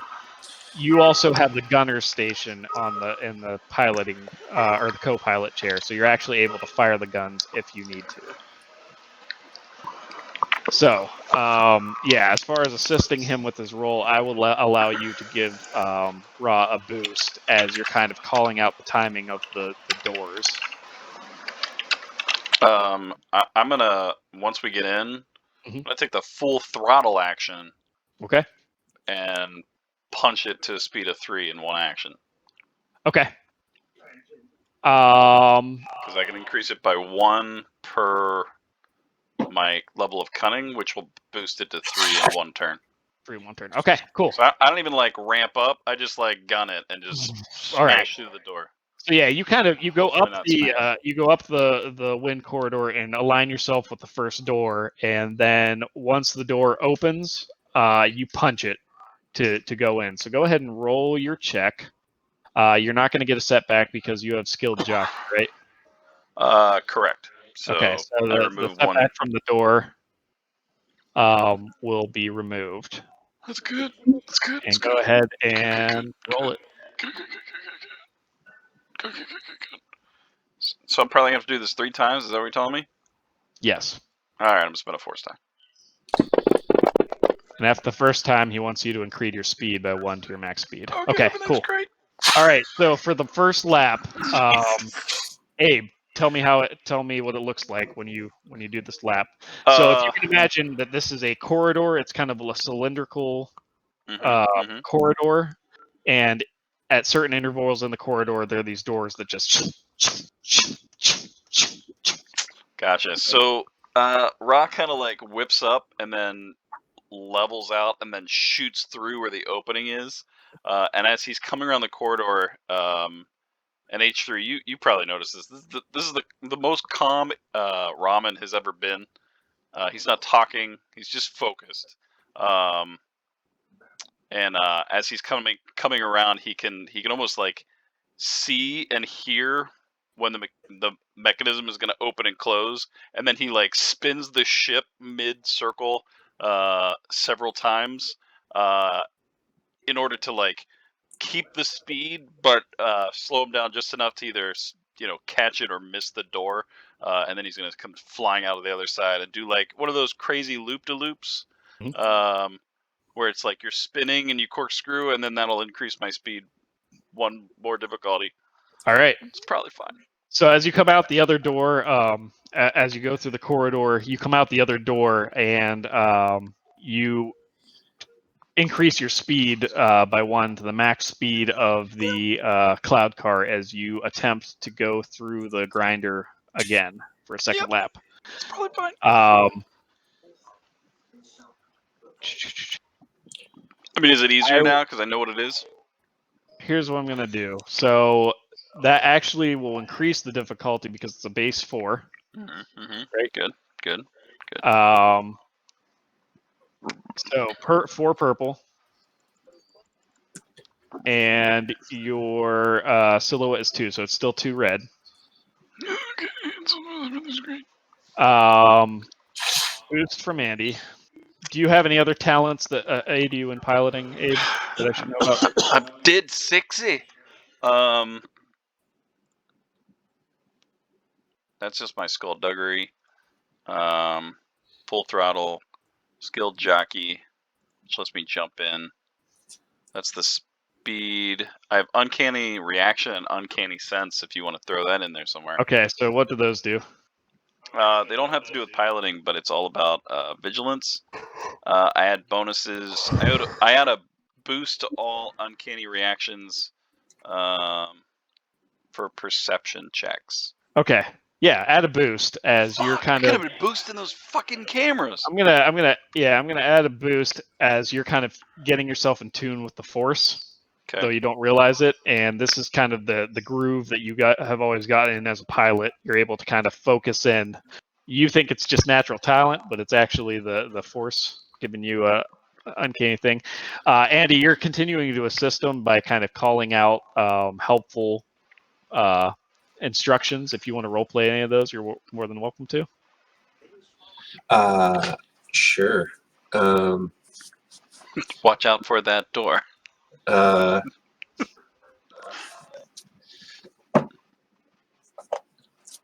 would do some quick calculations in his rotations, and just very smoothly we'll say something like, "You're rotating 3% too quickly." Got it. Okay, so normally that wouldn't mean anything to you, but because you're in the zone, right, Ra, you know exactly what he means and what you have to do and how to translate that into your pilot. Yep. I got it. I nod. Go ahead, roll click it. A little beep beep beep beep beep beep. Fuckity fucks. Woo! Okay. All right. That was my last Force die. All right, so you make it through another lap. I wanna strain next round to double assist. Double assist. Okay. All right. All right. So this is the last lap. Abe, go ahead, and it's going to be the same difficulty: 2 purple, 2 red. Okay. Can I for my double assist? Why it's training is he's going to be kind of looking out for obstacles and calling them out once more, but at the same time is going to be plugged into the system and maybe doing just like some super minute adjustments to like at the same time. So all right. As Ramen punches through and he's doing his, now at this point it's just casual. I'm flipping through and kind of rotating around. As the last door is like opening and closing, he just shuts his eyes. All right. Here we go. Oh, shit. Whoa. All right. So how does it look? Because it looks really cool. So he just like in the zone realizes he's not really paying attention. He's just kind of feeling the ship, and he almost hears it in his mind, and he pushes the engines a little further than what he thought it could, and then he goes spinning out the other side, and then he does like a air brake that slides the cloud car like sideways and then like hovers right beside the tip, and then I throw open the hatch, just the tip. And okay, as you throw up, you see a little Ugnaught just in overalls. He's just jumping up and down, going, and his translator is just going crazy and says, Pugsley will win the race. Pugsley has found the best racer in the galaxy. He said, and he just is just like completely going crazy. And as you step down off of the cloud car, he says, it's true, you can win it. Pugsley will give you whatever you need. You want parts? He will give you parts. You want upgrades? I will give you upgrades. I just look at H3. I have thoughts and suggestions, but this is clearly your area of expertise. Here are the coordinates for the berth. He says, I will meet you there. You truly have found the best pilot. You did not exaggerate. No.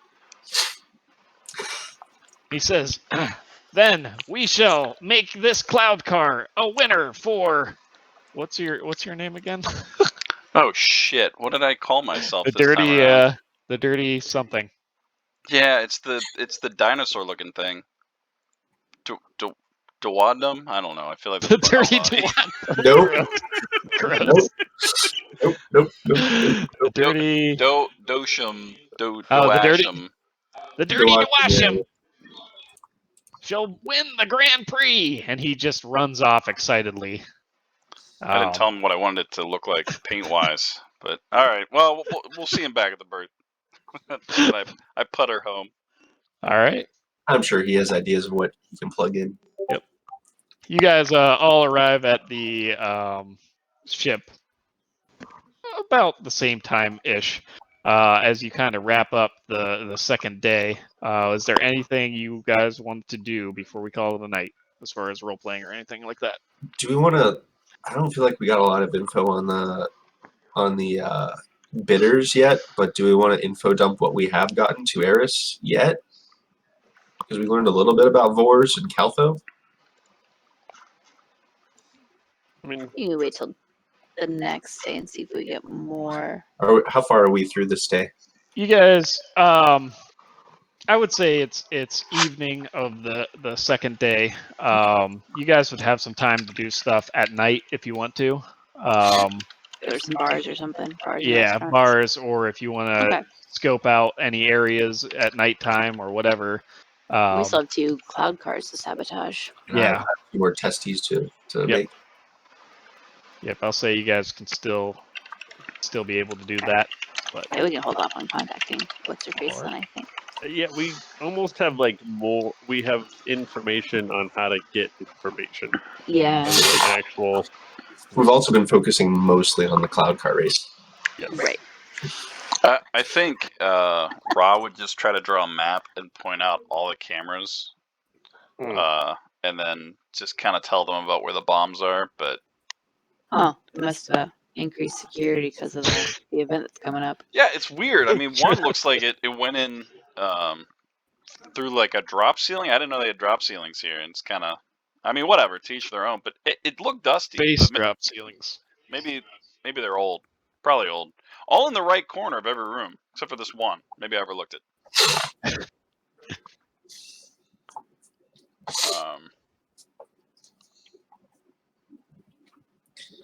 Yeah, well, Cena beat the ever-loving shit out of this guy.